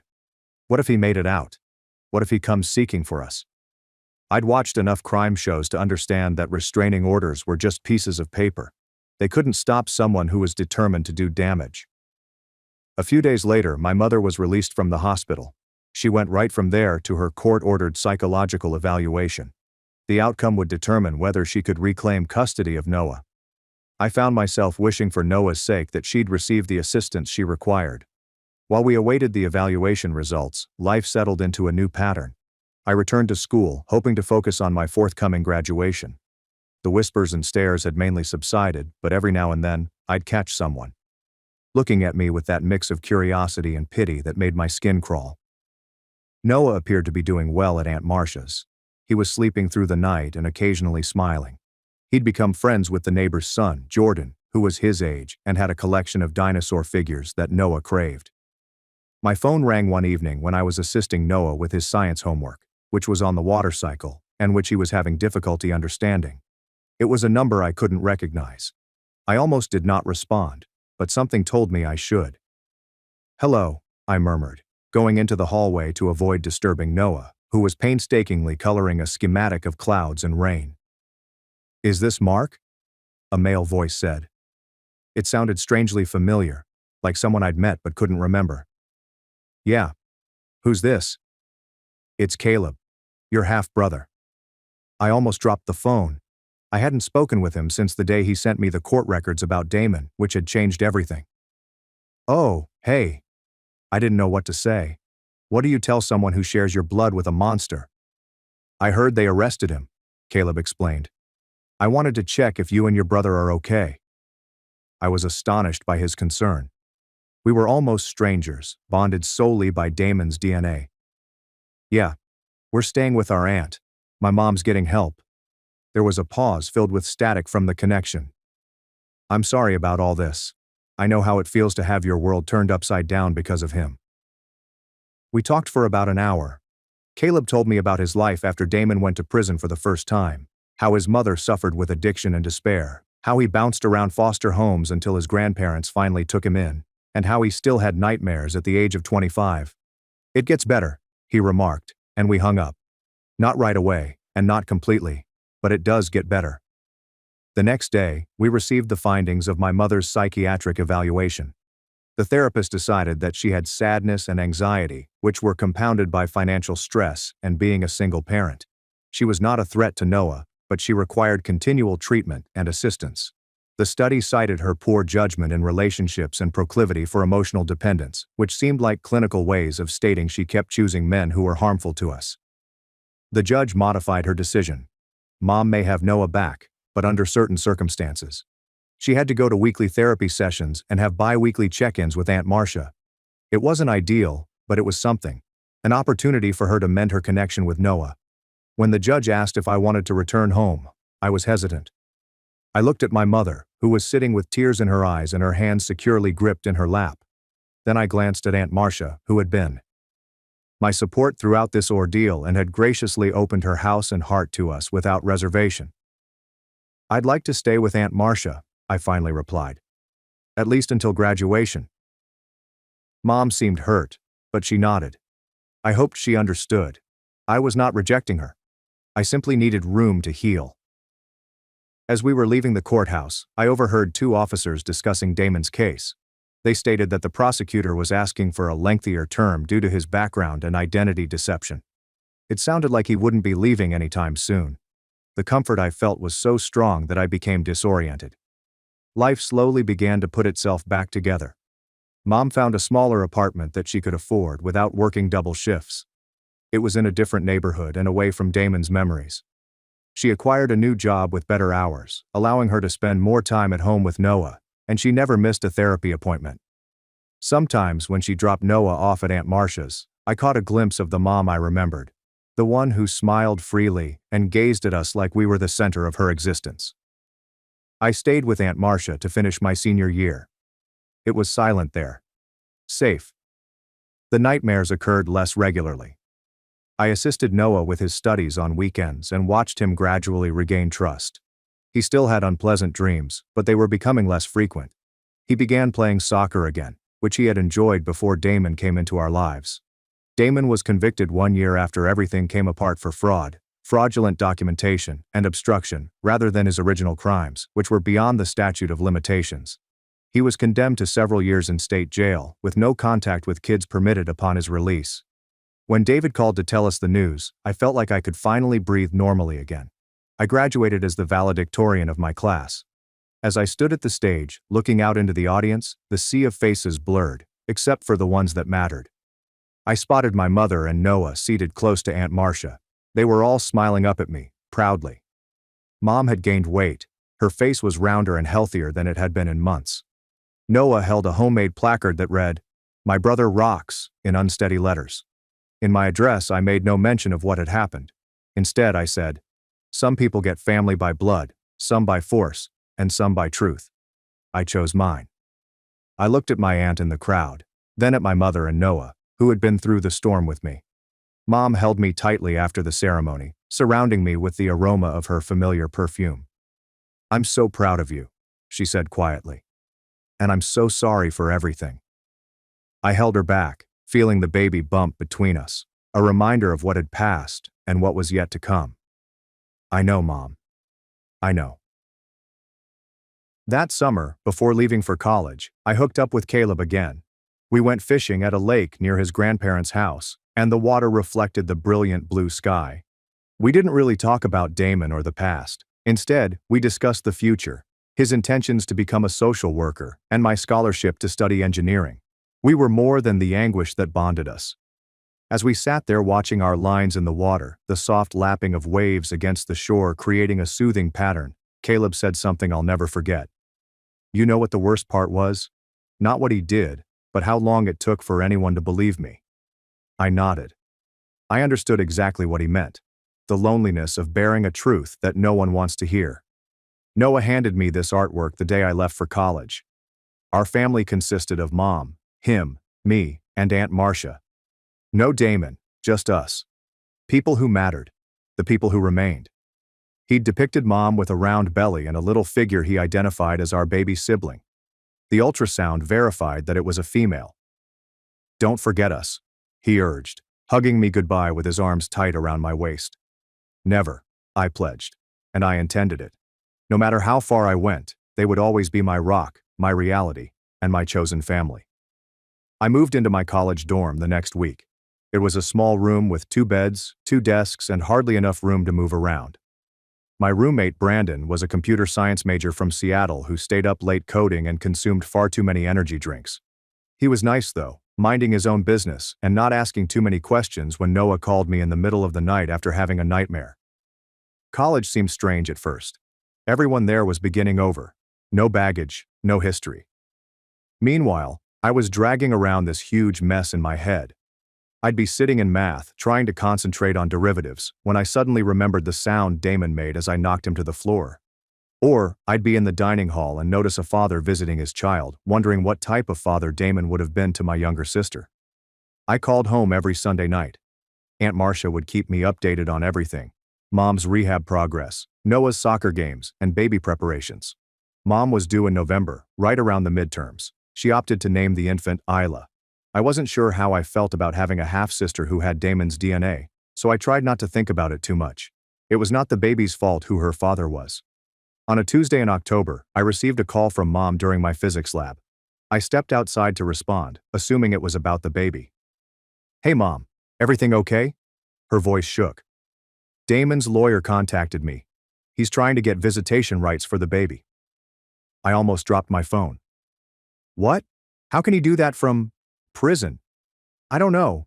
The lawyer said something about establishing paternity and parental rights before Isla is born." She was crying now. "I can't let him near her. I can't." I skipped the remainder of my lessons that day and called David. He emphasized that in our state, incarcerated parents can apply for visitation rights. But considering Damon's past and current charges, a court was unlikely to approve them. Still, he replied, "We should be prepared. Can you come home this weekend? We need to strategize." After my morning classes on Friday, I took the bus home. Throughout the voyage, I kept worrying about Damon trying to get his hands on my baby sister. The concept made me ill. I had safeguarded Noah, but how could I protect a baby I had yet to meet? When I arrived at Aunt Marcia's house, everyone was already there. Mom, Noah, David, and a lady named Denise, Mom's therapist. They were seated around the dining room table, papers strewn out everywhere. Mom looked better than I'd imagined. Her pregnancy suited her. Despite the stress, she exuded a radiant shine. When I walked in, she hugged me tightly and pressed her tummy against mine. "Thanks for coming," she said quietly. I didn't know who else to call. We spent all weekend planning. David planned to contest Damon's petition with evidence of his previous crimes and identity fraud. Denise planned to testify about Mom's progress in therapy and how contact with Damon would be harmful to her mental health. I was instructed to compose a statement on what transpired when I discovered Damon's true identity. Writing the remark was more difficult than I thought. I had to relive every detail. Caleb's Facebook message, the court records, Damon looming over me, the sound of his ribs shattering beneath my feet. I wrote everything down, every nasty detail. When I was finished, I felt weary yet lighter, as if I had finally laid down something heavy I had been carrying. Sunday night, as I was packing to return to university, Noah walked into my former room at Aunt Marcia's. He sat on the bed, observing while I folded my things. "Is the bad man going to take Isla?" he inquired, his voice soft. I stopped packing and sat next to him. "No way. We're not going to let that happen." "Promise?" "I promise." I ruffled his hair. "Nobody messes with our family." He nodded, looking serious. Then he gave me a folded piece of paper. "I made this for Isla. Can you keep it safe until she's born?" It was a shield with our family names written on it. Mom, Noah, myself, Aunt Marcia, and Isla in the center. He had scrawled around the edge, "No bad guys allowed." "This is perfect," I assured him. "Isla's going to love it." The hearing for Damon's petition was planned for early November, only a week before Mom's due date. I planned to take my midterms early so that I could be present. My lecturers were unexpectedly receptive when I explained the problem, a sanitized version of it. I only mentioned that my stepfather was in prison and seeking to acquire custody of my unborn sister. That was sufficient to elicit their sympathies. David called the day before the hearing to provide some news. "Damon's been caught with contraband in prison. They found a cell phone in his cell." "So, what does that mean for us?" I said, packing things into my duffel bag as I prepared to leave again. "It means he's lost privileges and got additional time added to his sentence. But more importantly, it shows he's still breaking rules. Not exactly the behavior of someone who should be granted visitation with an infant." I experienced a wave of hope. Perhaps this would be sufficient to persuade the judge. The courthouse was the same one where Noah's custody hearing had taken place. Same towering marble hallways, echoing footsteps. But this time, I wasn't afraid. I was angry. How dare Damon want to weave his way back into our lives? How dare he claim any right to my sister? We sat on one side of the courtroom, my mother, Aunt Marcia, David, and Denise. On the other side stood Damon's lawyer, Keith, a polished guy in an expensive suit. Damon himself wasn't present. They rarely carry criminals to family court hearings, unless absolutely necessary. This time the judge was older, with bushy brows and reading glasses perched on his nose. He appeared to have seen everything and was unimpressed by it all. As the hearing began, Keith claimed that Damon had made mistakes, but was determined to be a part of his daughter's life. He spoke about rehabilitation and second chances, his voice as soft as butter. I noticed Mom's hands tighten into fists on her lap as he spoke. Then it was our turn. David presented proof of Damon's offenses, including identity fraud and a recent contraband infraction. Denise spoke about Mom's development and how contact with Damon would be bad. I read my statement with a steady voice, even though I described the worst day of my life. The judge listened to everything with little reaction. When everyone was finished, he glanced at Mom through his glasses. "Miss Johnson, you're due to give birth soon, correct?" Mom nodded. Next week, Your Honor. And you were unaware of the father's criminal history when you entered into a relationship with him. I was, Mom replied firmly. If I had known, I never would have let him near my children. The judge nodded and made a note. Then he stared at Keith. Counsel, your client has demonstrated a pattern of deception and rule-breaking that spans decades. He used a false identity to enter into a relationship with Ms. Johnson. He violated the terms of his release by not disclosing his status to her, and now he's been caught with contraband in prison. Keith started, arguing, but the judge raised his hand. I've heard enough. Petition denied. Furthermore, I'm issuing a no-contact order between the minor child and the petitioner. Miss Johnson, you are not required to list him on the birth certificate if you choose not to. I felt such a huge sense of relief that I became dizzy. Mom began crying quietly, tears flowing down her cheeks. Aunt Marcia gripped her hand. As we were leaving the courthouse, Keith approached us. This isn't over, he stated gently. My client is very determined. David stood between us. It is over. Your client comes near this family again, and we'll add harassment to his charges. Keith simply smiled, a frigid little smile that did not reach his eyes, then walked away. That night we celebrated at Aunt Marcia's place. She made my favorite lasagna, and Noah helped her bake cookies for dessert. We sat around the table, talking and joking, the stress of the previous few months beginning to ease. Mom drew me aside after supper. I want to ask you something, she murmured, resting her palm on her stomach. Would you be Isla's godfather? I was startled. Me? But I'm only 18 inches. I know, but you protected even when I couldn't see the danger. You stood up to Damon when I was too blind to do it myself. There's no one I trust more with my children's safety. I wasn't sure what to say. Part of me was still upset with her for introducing Damon into our life and not trusting me at first. But looking at her today, I could see how much she had changed, and how hard she was working to make things right. Okay, I finally said. I'll do it. 3 days later, at 2 a.m., Aunt Marcia woke me up. Your mom's in labor. We need to go to the hospital. We awoke Noah and piled into the car. The hospital was calm at that hour, with only a few nurses at the station and the occasional doctor passing by. They escorted us to the maternity ward, where Mom was already in a room connected to monitors. She appeared weary, but grinned when she saw us. Perfect timing, she explained. Things are moving fast. Aunt Marcia brought Noah to the waiting room with coloring books and refreshments, and I stayed with Mom. I held her hand through contractions, allowing her to squeeze until my fingers went numb. Between contractions, we spoke about everything and nothing, my classes, Noah's soccer team, and baby names. She was still set on Isla, but desired a middle name. What about Patricia? I said, referring to the aunt who saved us all. Mom grinned. Isla Patricia Johnson, I like it. Isla was born at 5:47 a.m., right as the sun began to rise. She was little, red-faced, and exquisite, with a tuft of dark hair similar to Noah's. My mother's countenance changed as the nurse placed her in her arms. All of the worry lines disappeared, leaving only a look of pure affection. Mom asked me, "Do you want to hold her?" I was frightened of dropping Isla, yet I gently held her in my arms. She was as light as holding a loaf of bread. Her eyes were tightly clenched, and her tiny fists were balled up against her chest. I gazed at her and felt a strong protectiveness rush over me. This small person, who shares my DNA but not my past, will never meet the man who helped make her. Hi, Isla, I said quietly. I'm your big brother. I'm going to make sure nothing bad ever happens to you. Noah was pleased when he met her. He continued asking whether she could play soccer with him, but we had to explain that babies cannot play sports right immediately. He gave her the shield drawing, which Mom had promised to hang in the nursery. I returned to college the next day, hesitant to go but desperate to catch up on the classes I had missed. Life has settled into a new rhythm. I'd return home on weekends to help Noah with his homework and take turns holding Isla while Mom had a shower or snooze. Aunt Marcia spent practically every day with Isla, being the grandma she would never have. Mom's parents had died many years before, and Damon's parents were no longer involved. We learned in December that Damon had been sent to a maximum security jail following another contraband issue.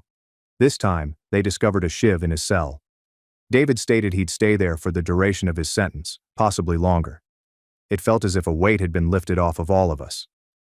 That year, Christmas was celebrated at Aunt Marcia's place. She erected a magnificent tree that nearly reached the ceiling, adorned with ornaments she had gathered over decades. Noah was in charge of organizing the presents underneath and took his job extremely seriously. Isla, now 6 weeks old, slept most of the day in her bassinet, only waking to eat and change her diaper. Mom looked more joyful than I had seen her in years. She'd started taking online classes to get her degree, which she had abandoned when she became pregnant with me. When Isla was in school, she mentioned wanting to be a teacher one day. As we sat around the tree, opening presents, I glanced at my strange little family. My mother had made awful mistakes, but she was working hard to correct them. My little brother was braver than any child should have to be. My baby sister, who would grow up unaware of the sadness that had tainted our lives. And my aunt, who opened her home and heart when we needed it the most. It was not ideal. We still had nightmares from time to time. Mom still had days when guilt consumed her. Noah still cringed at loud noises. I still found myself double-checking locks and peeking over my shoulder in parking lots. But we were healing together. The following semester, I attended an on-campus support group for students who had experienced family tragedy. I didn't say much at first, but listened to others' stories. But I eventually revealed mine. Not all of it, just a few parts. How my stepfather was not the person he claimed to be. How my mother preferred him over us at first. How we were putting the parts back together now. After one encounter, a girl named Riley approached me. She had short blue hair and wore more earrings than I could count. My stepfather was also a creep, she stated matter-of-factly. Not as bad as yours sounds, but bad enough. Took me years to trust men again. We started drinking coffee after meetings, initially just talking, then more. She was intelligent and witty, and she did not look at me with sympathy when I mentioned my family. By the spring, we were dating. I was terrified the first time I brought her home and introduced her to everyone. What if she spotted my family and fled? But she fit right in, assisting Mom with supper, playing video games with Noah, and cooing over Isla, who was beginning to smile and grab at objects. Riley later observed, as we drove back to university, "Your family's pretty great, you know that?" I reflected on what we had gone through and endured. "Yeah," I replied. "They really are." That summer, I had an internship that kept me close to university, but I drove home every weekend. By that point, Isla was crawling and getting into everything. Noah had made the all-star soccer team and was constantly talking about his coach and teammates. Mom had completed her first year of online classes with all A's. One Sunday, as I was about to drive back to university, Mom handed me an envelope. "This came for you," she said. "It's from the prison." My heart pounded as I grabbed it. Has Damon written to me? What might he have to say? However, when I opened it, it wasn't from Damon. It was from the jail administration, advising me that Damon had been denied release owing to his behavioral issues. He would not be eligible again for another 5 years. I showed it to Mom, who read it before hugging me tightly. "It's really over," she murmured. "It's over," I informed her. "We just needed the paperwork to catch up." As I drove back to college that night, I reflected on how different things had become from a year before, and how much we had all changed. I used to believe that family was something you were born into and couldn't change, but I now know better. Family was something you created. Every day, we make a decision. Mom chose treatment over denial. Noah chose bravery over fear. Aunt Marcia chose to stick with us when she could have walked away. And I chose to forgive, stay connected, and be the brother, son, and godfather my family needed. It was not always simple. There were still difficult days and moments when the past seemed too close. But we were making progress together, one step at a time, and that was sufficient.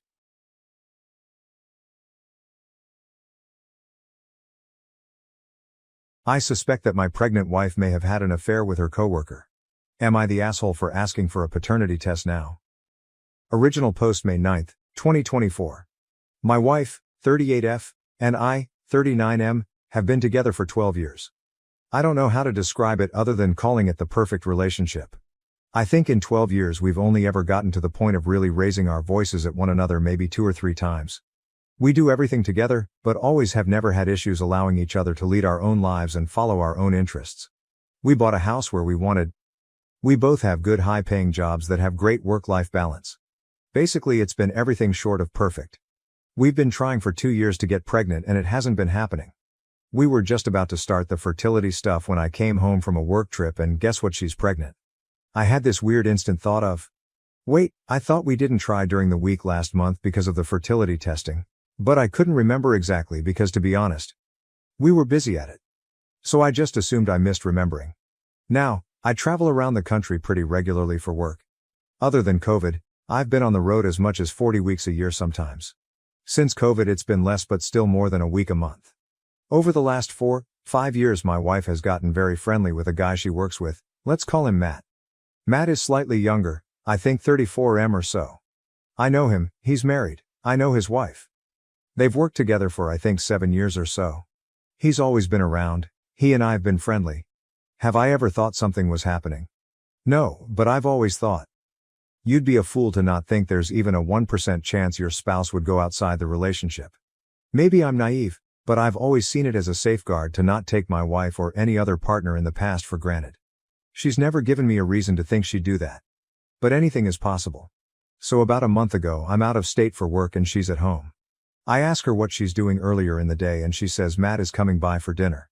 Not out of the ordinary, Matt comes by from time to time. Sometimes with his wife, sometimes without, sometimes when I'm not there. I don't think much of it.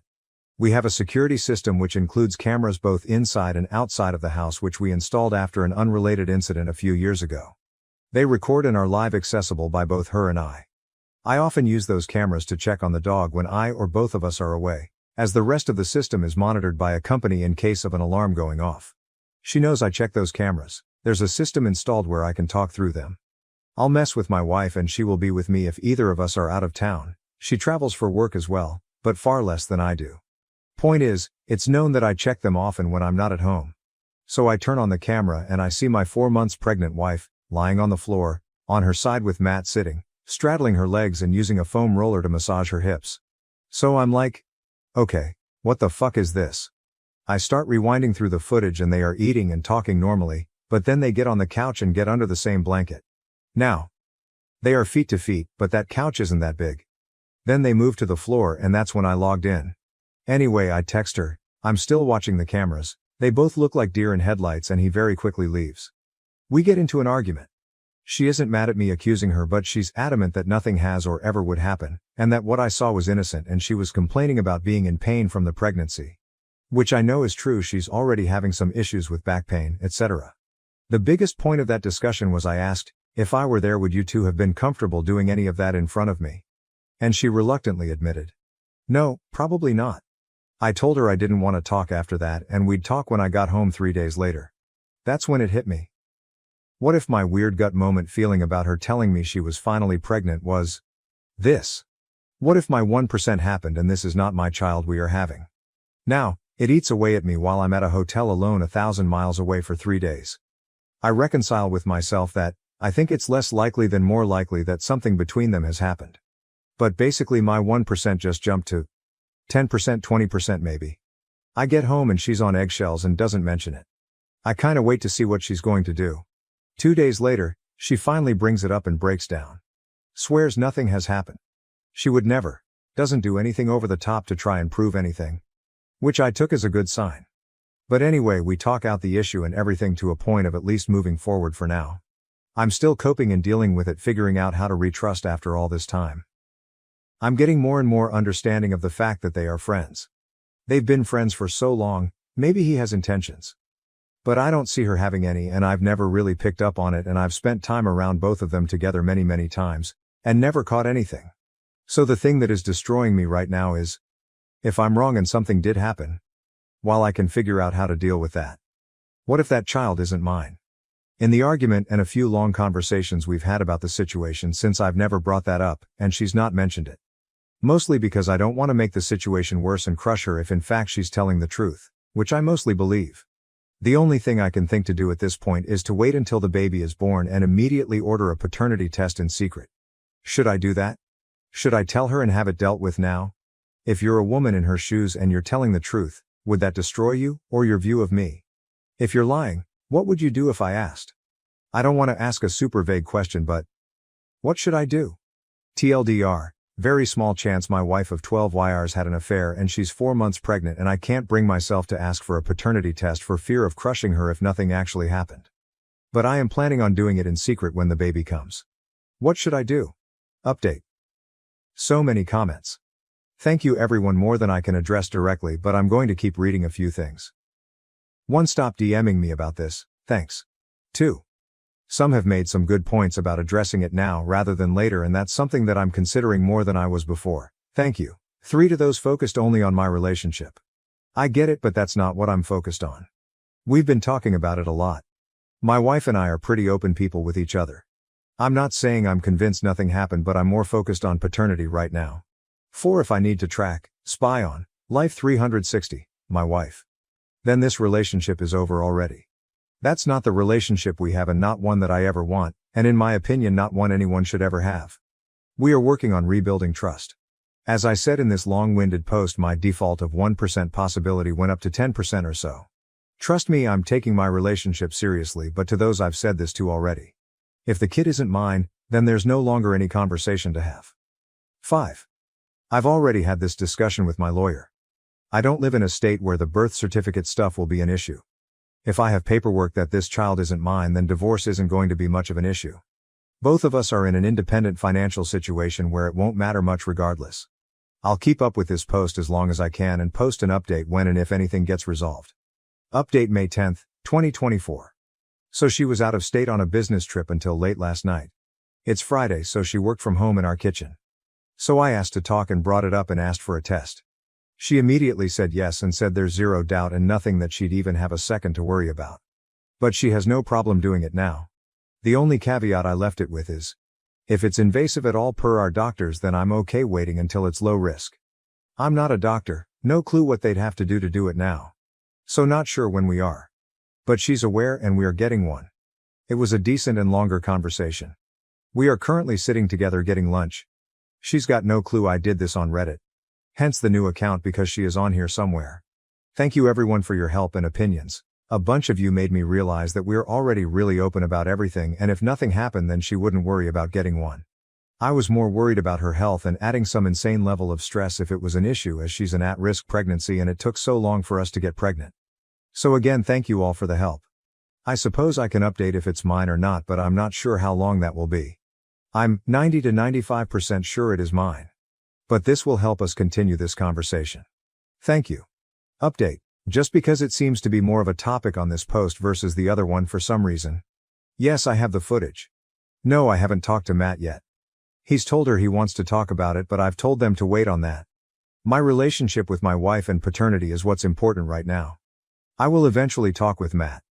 No, I'm not going to get Matt's wife involved intentionally. I don't know why I would want to just be vindictive. I'm not going to cover for him obviously, but his relationship is his. And mine is mine. I'm not interested in making this worse. Whatever is going on between him and his wife isn't any of my business. Relevant comments. Upu, when asked why his wife thought she could be intimate with someone else. We've talked about it at length, nothing is being ignored. I could write you an essay about our past, her reasons and my feelings on it. But instead I'll just say, I'm aware of it. She's claiming innocence of anything further, but at the same time admitting that it wasn't a good look, but she wasn't thinking about it at the time. And that's what we are currently working through. When told it doesn't look innocent and asked if his wife goes to Matt's house when his wife isn't home, she's 4 months old. I was home. And we had been on the clock. To the point of the days blending together, trust me. We are pretty open people and pretty comfortable with ourselves and each other. I don't know if she's been to his house without his wife. I mean, the 3 and 4 of us all hang out probably once or twice a month, but they work directly together every day and have for years. So obviously there's a closeness there. They are both upper management in their company, and at my company I have long-term friends that are women. I've traveled with them. We've done dinner and hung out in hotel rooms together. But I've never done anything because that's not me. I'm married and love my wife and my life. I have no reason to. So I mean, the optics are bad. I just have to decide if it's only the optics. Or if she has a reason to. Maybe he has a reason too, and that's what I saw. That I'm not sure about. But that comes down to, do I trust her to handle that? She says if that's the case she's never noticed it. And she hangs out with him and his wife just about as much as he hangs out with us. She works in a building right near them. My company is based out of Chicago and I live on one of the coasts. So my coworker friends are much more spread out. We can't go to the bar to grab after-work drinks any day like they can. Honestly, I usually go to their work hangouts more than mine because of that. I'm friendly with her CEO because of it. So is it perfect? No. But I've always trusted her, I've never had a reason not to. In 15 years, this is the first crack or dent in it. OOP gives a clearer description of what happened that day. That's not what I saw. She said something. He froze. Said something I couldn't hear and she said no, don't worry about it. He put something in the dishwasher and she walked him out to the front door. He didn't dive out the window. You have to remember this is Reddit. I'm not putting every single nuanced detail in this because that would take me hours to write, and I'm not putting my security footage on the internet for strangers to see. The reason I have the security system in the first place is because of a stranger on the internet. I'm not saying anything beyond that didn't happen for sure between them. I'm saying I don't know now and I don't have any proof. That's what my wife and I are discussing just about every day and what we are working through. The original point of the post was, the only thing we hadn't talked about was paternity because I don't want to put her in a situation where she medically loses the child. Mine or not. Not only have I not been able to put every single nuanced thing in this, I've also sprinkled in false details about our lives, nothing pertinent to what happened but other mundane details. I was a very small public figure at one point, and some lowlife from the internet traveled across the country to make death threats against us because of something warped in his head. To the point where the federal government had to get involved. People here are wildly jumping at conclusions with much less information than I have and ignoring the original point of the post and the original questions asked. Has he told Matt's wife she is my wife's friend's wife? We don't meet up and knit together.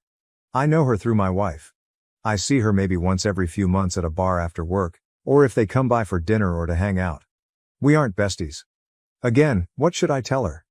Hey, your husband was at my house. I knew he was there and I saw him run a foam roller over the outside of my wife's hip while he was sitting on her feet. It's super obvious they are fucking, and even though I'm not sure, it's possible she's carrying his baby. This isn't a soap opera. There's nothing I know that I can tell her, so why would she take my word on what tiny evidence there is? And why or how in the world would that help my situation? If all of this is false now, I've destroyed my relationship by acting like a child trying to drum up drama for what obviously looks like being vindictive, and I put them in the same situation we are in now. For something that I don't know is true yet. I believe you have entirely lost the plot here. Update 2 August 21st, 2024. Hi folks. So I haven't been touching this account at all as I was mostly bombarded by people telling me I'm an AI, wishing my wife a miscarriage, claiming she's going to get a secret abortion to save herself. Or that I'm a clown for not keeping it real, and destroying someone else's marriage over speculation only. I'm amazed that people are still following this and invested in it after all this time. Here's where we are at. Yes, my wife is still very much pregnant.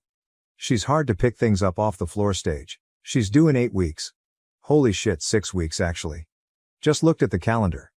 We are getting weekly ultrasounds at this point. He's already about 5 pounds and has a big ol' head.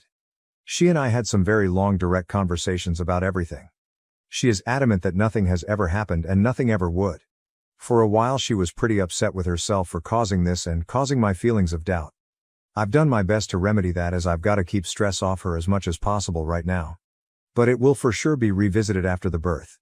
As I've been saying the entire time, I'm really only worried about the child and the birth going well, etc. Well, mostly, maybe not only. The only thing we still really disagree on is I thought he was getting too close because he had developed feelings or was getting attention that he wasn't getting elsewhere, maybe, etc. She doesn't see it that way but has also said it's possible, but if so she was blind to it. I told her I wanted a paternity test and she immediately agreed to it and said no problem at all. My only stipulation was that it couldn't be medically risky or stress-inducing at all as she's a high-risk pregnancy.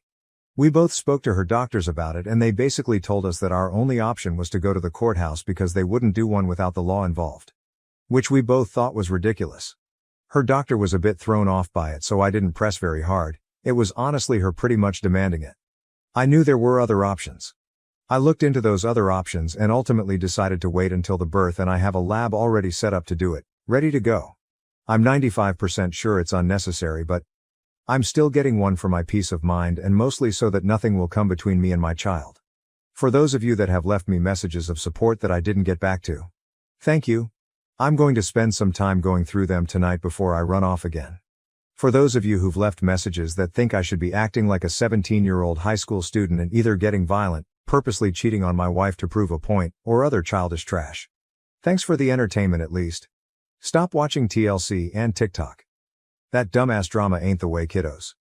And to the one person who suggested I cause an accident with my wife, I hope you end up behind bars someday.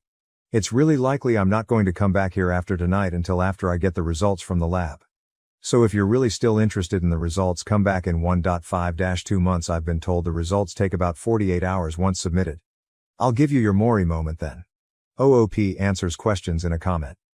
Here, just as a preempt, I'm going to post something I responded to someone else on the last post just a minute ago, but I likely won't check this account until after the birth after this. Comment 1. People seem to be reading into the reasons I thought all this was more than what I said. I've seen dude, they were in bed together. You caught them. Or, they were cuddling under a blanket. Totally get how the telephone game works. But I never said any of that. So I'll clarify, I guess. Here's exactly what I saw. They were on the sectional couch in my living room at either end under the same large blanket, feet to feet. The massage. She was lying on the floor on her side. He was sitting by her feet and rolling one of those big foam rollers on her back and side, which is something I do all the time because she's been complaining about back and outer hip pain. Still enough for me to raise a concern with her. But people seem to be reading into that as they were basically dry humping and thought you couldn't see. Comment 2. I'm being told that I'm being oblivious and ignoring the obvious, and letting her and him off the hook.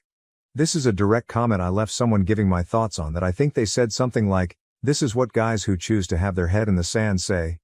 My response. Yeah, I'm pretty well aware of that. I've also stated many times that my wife is a high-risk pregnancy, so I've decided to try and not explode things until I know something for a fact and risk what would potentially be the only opportunity I have to have a child at my age.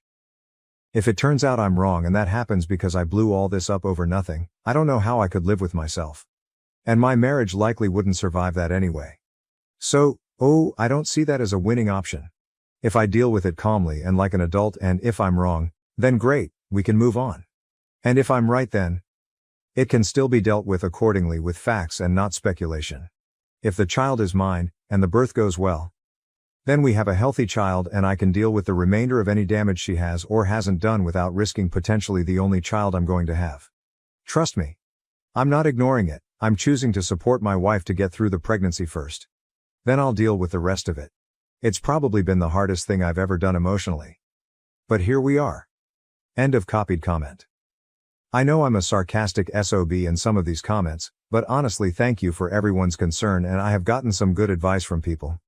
Mostly this has been a bit cathartic to write all this down, as most of my friends are toxic dudes who are more interested in fighting about golf or some other pointless shit. Love me. But I don't really have anyone other than her to talk to about any of this. So honestly, thank you. New updates.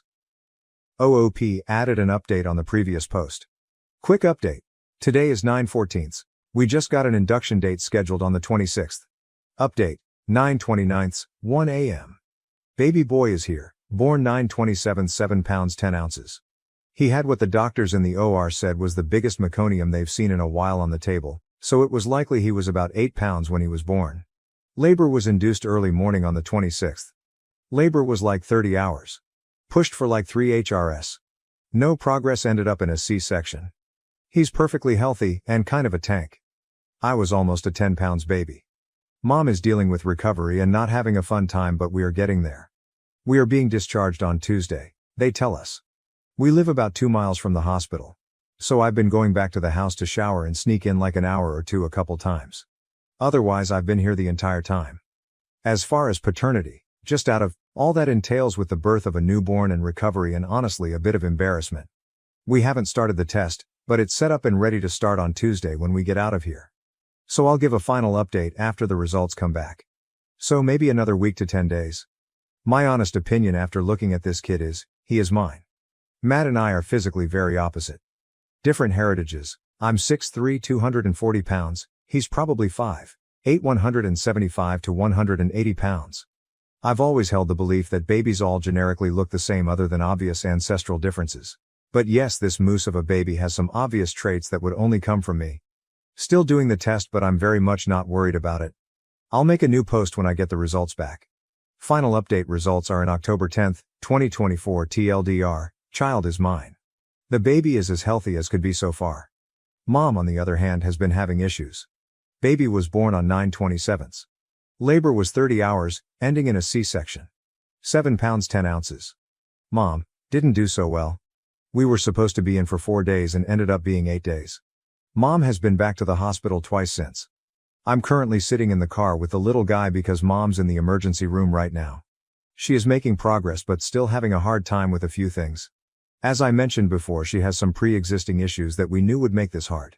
But there have been a few hurdles, but we are getting over them together. As far as paternity, the results came back this morning. Greater than 99.9999 match that I am the father. I did pretty much already know this, but now there is no question and I can put it behind me. My wife and I have had long conversations about all this leading up to the birth, especially around the time of the original post when all this started. We're in a good place, and while it's always going to be there, we both have things to work on communication-wise that came from all this. I did also see Matt today. That's been settled. I'm pretty satisfied that what I saw was it and there wasn't anything else beyond that, and it was a friend helping her with pain the same way I do. I do want to thank everyone who left a message or DM'd me. Good or bad comments, thank you. Talking to the void and all you strangers helped me wait this out. I appreciate it. I'm going to go enjoy my son's company now. Thank you again. Relevant comments. J7488 Congratulations. This may have gotten buried in the comments, but did your wife have a real understanding of the optics of what you saw? She realized how truly suspicious it looked. OOP, yay, she realizes it after she saw the video herself. Believable toadstool. Also, why are you still not informing Matt's wife of what you walked in on? Feels dishonest. She deserves to know and make her own decision. OOP, I didn't walk in on anything. His wife apparently was aware the entire time because Matt told her what was going on. An old friend who once called me a bad influence for being child-free now wants me to house his family of 5. First and foremost, this is not an article in which I question whether or not I did the correct thing. I am confident that I did. This is a rant about an emotional day, and the only people who will understand are those who do not have children. The gist: Dave, not his real name, a former acquaintance with whom I had lost touch for nearly 3 years, has recently contacted me again. He claims he has a house emergency and has to locate a place for himself, his wife, and their 3 children to stay while their home is being repaired. This is the same person who told me he couldn't be my buddy when I was going through a horrific experience because I'd be a poor influence on his children because I'm childless. A little background. The friendship ended because I was stressed out and upset. My father's death was just one of several awful events that occurred over the course of 3 months. I was looking for comfort, but Dave told me that being childless was a detrimental effect on their family. At the time, he was married with 2 children. In short, they didn't want to spend time with me because I wasn't worth anything compared to their more valuable pals. This was someone I had known since graduate school, and we had spent a lot of time doing enjoyable things together. Like rock climbing. Dave and I were part of a group of common friends who frequently rented out lake cottages or winter lodges for summer and winter sporting activities. We've been pals for over 10 years, and he suddenly deserted me because he decided I wasn't useful. It ached a lot, especially while I was coping with some very tragic situations.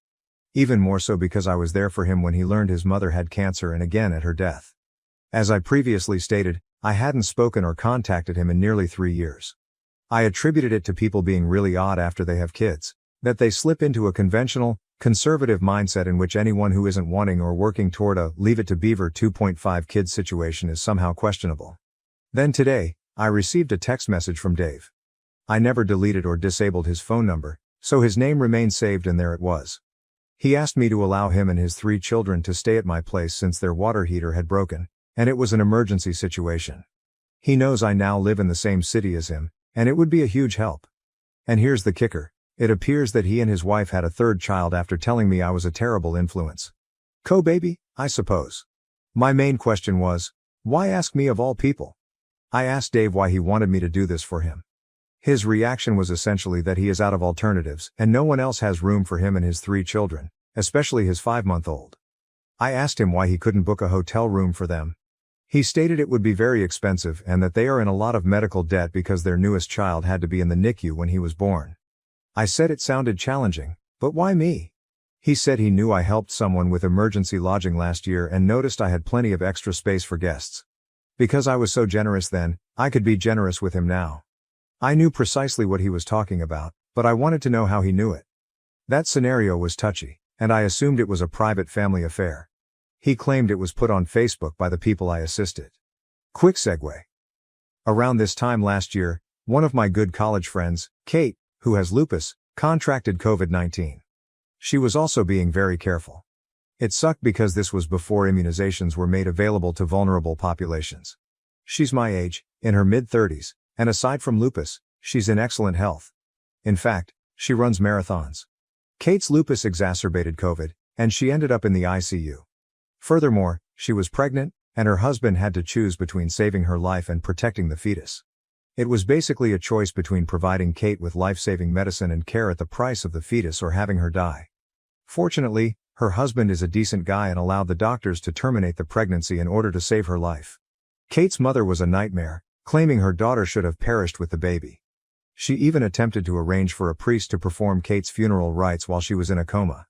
As expected, this resulted in a massive, dramatic fallout. Kate's brother and his wife urgently needed a place to stay away from their mother.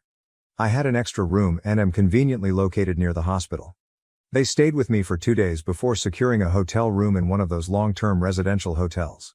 Nobody was sure Kate would make it out alive, so they naturally wanted to be nearby. They lived out of state and were living with their cruel mother while their sister was in the hospital. Fortunately, Kate got it out alive and has since disowned her mother. While in a coma, she recalls hearing others discussing the priest's attempted break-in.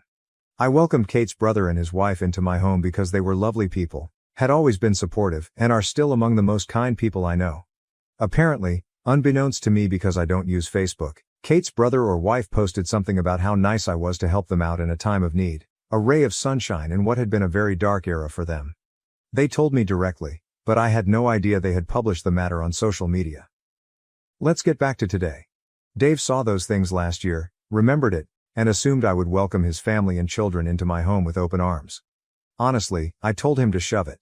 I was furious that he was attempting to shame me into allowing him and his family into my home for an indeterminate period of time. He knows I don't have children. He even said that my lack of children was a poor influence on his family, but now that it's convenient for him, I'm no longer a bad influence. Now he believes he can waltz back into my life without even apologizing for the horrific things he said 3 years ago. I explained to him that being child-free means I do not want children in my home for a lengthy period of time. If I did, I would not be child-free.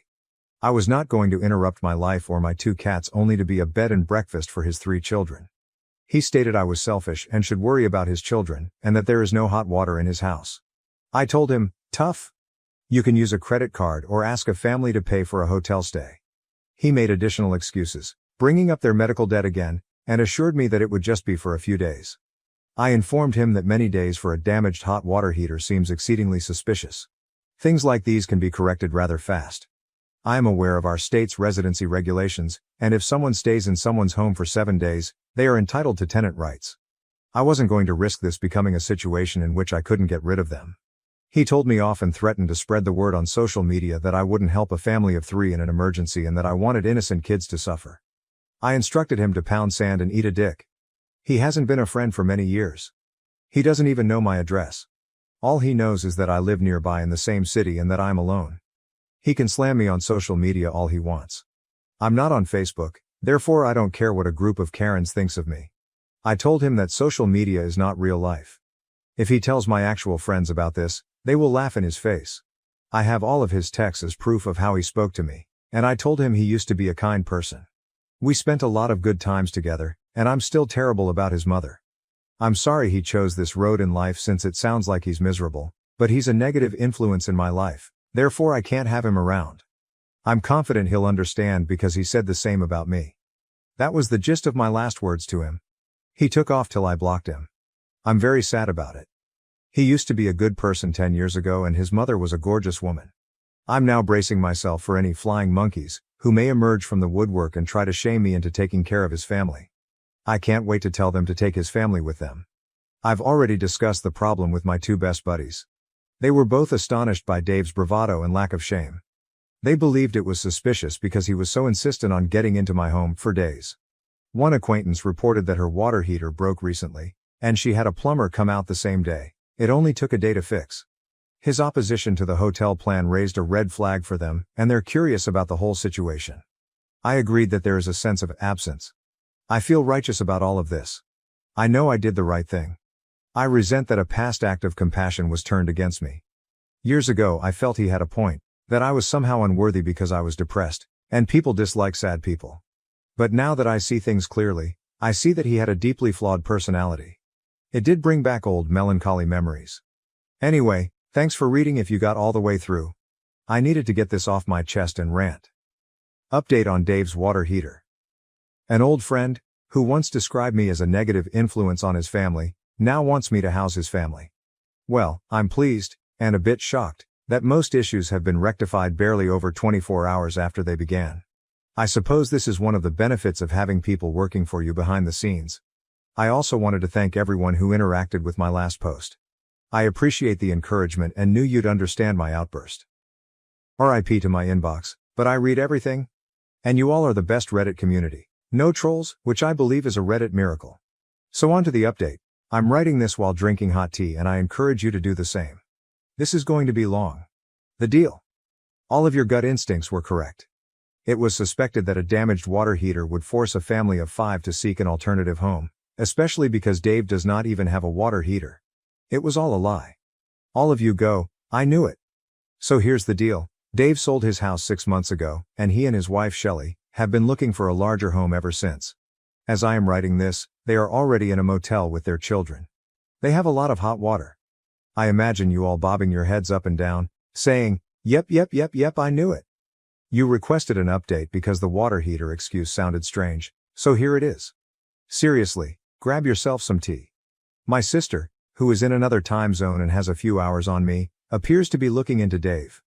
Her spouse worked as a PI throughout graduate school, and she has a professional talent to find information about people. She's a little spooky but in a good way. She also uses social media, but I do not. I gave her Dave's complete name and some information I knew about him, such as his prior residence, his wife's name, and the names of his children. She went into town. She told me that his house went on the market around 6 months ago and sold swiftly for significantly more than it was purchased for years ago. It's a seller's market, and this was a big sale. I was like, oh, that's interesting. Then she stated she checked around the city and adjacent towns and couldn't locate any records of him purchasing further land. It appeared that his house had sold, but nothing further occurred. So I texted my 2 friends from yesterday, telling them what my sister discovered and that it appears Dave sold his house and no longer has a water heater problem, because he doesn't have one. My friends were asking, WTF? Allison, one of the 2 pals, contacted my sister, and the 2 embarked on a social media journey. My sister was scared I was being duped. Allison was a graduate school classmate of mine and Dave over a decade ago. She wasn't particularly close to him, and he wasn't on her radar, but she was one of his Facebook friends. We learned more after people friended absolutely everyone they knew on Facebook. Around the same time, I heard from Kate's brother and sister-in-law, who had remained with me while she was in the hospital.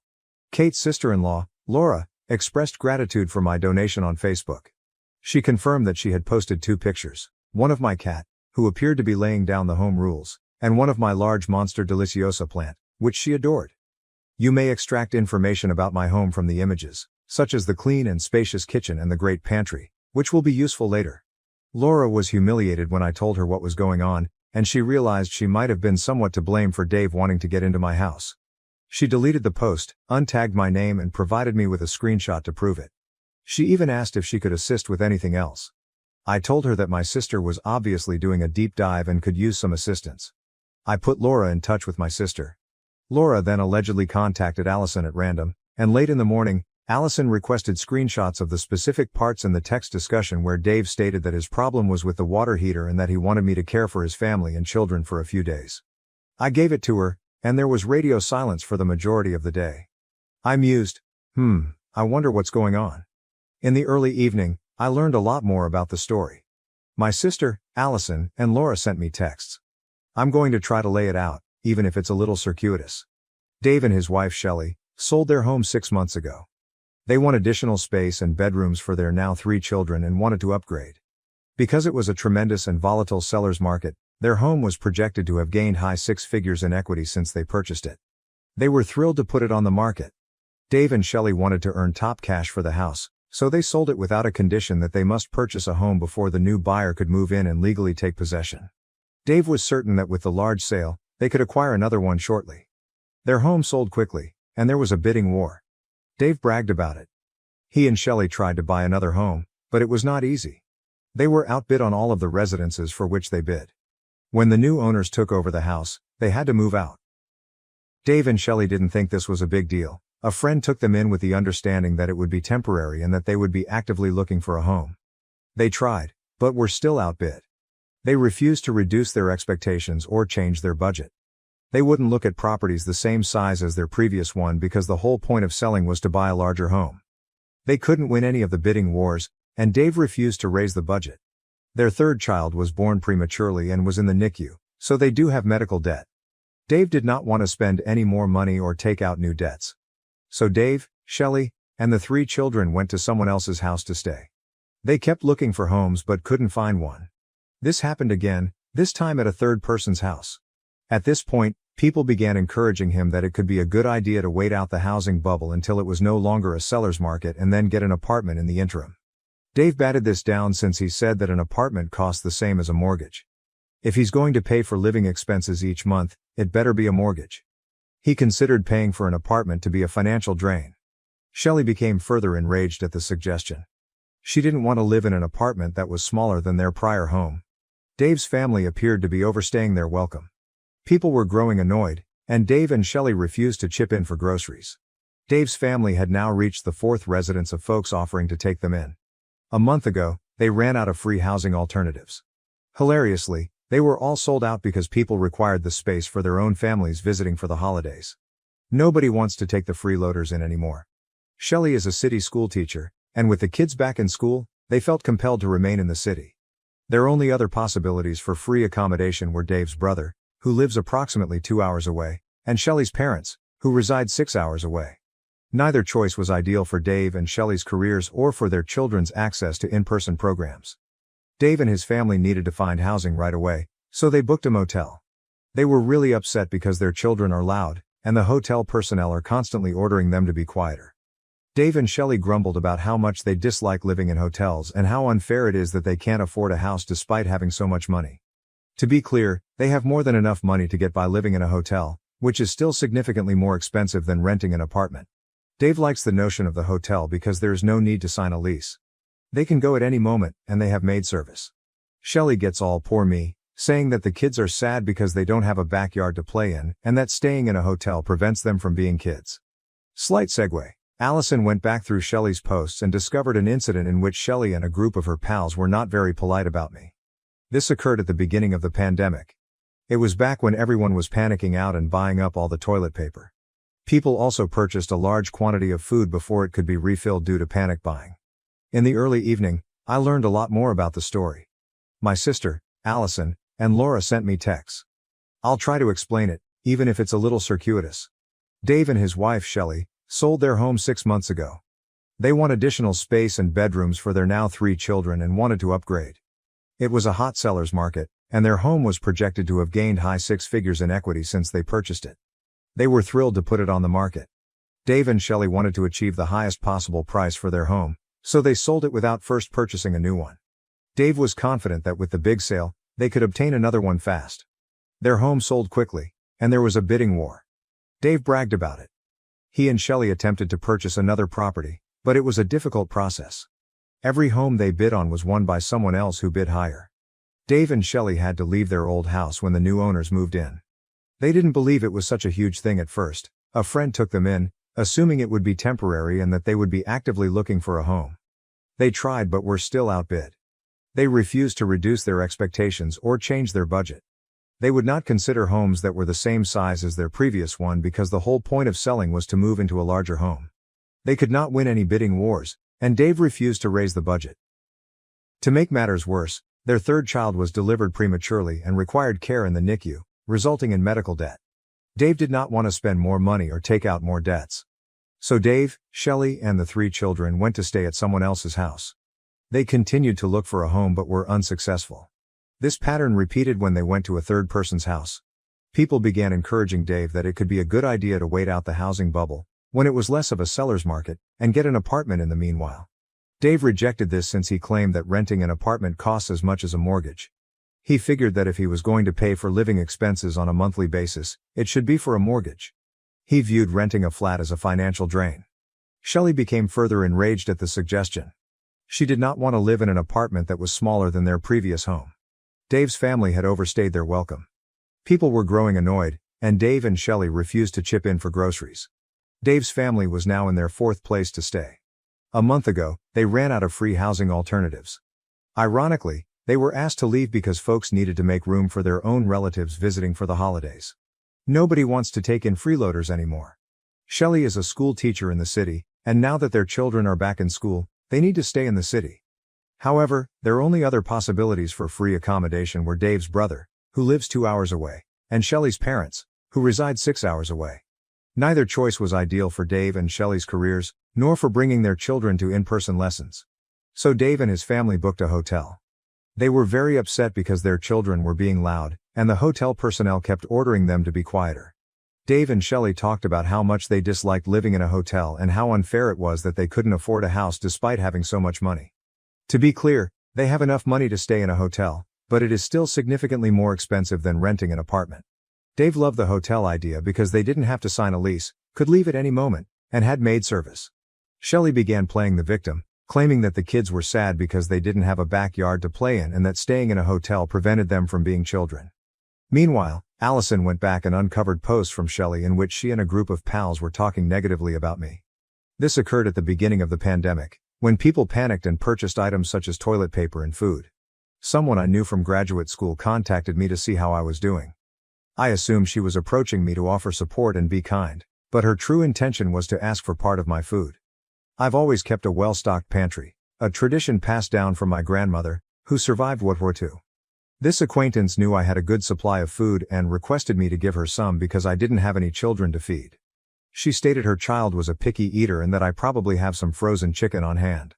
I was astonished by her audacity and told her that if she needed food, she could go to a food bank. I was not going to simply hand her my lunch since her child only ate homemade chicken nuggets. There was no food scarcity, it was simply panic shopping. I suggested that she go to the grocery store early in the morning, when they usually refill, and she'd be able to obtain chicken. She labeled me selfish and brought it to social media, where she conversed behind my back with other spouses of graduate school colleagues. Back to Shelley, she sided with the woman who had tried to persuade me to give her my frozen chicken. Shelley also thought I was selfish for not assisting a mother out. She even commented that it was weird for me to keep so much food around while I lived alone, implying that I definitely had difficulties. If you guessed Dave's bad influence comment about me was planted by his wife, you'd be correct.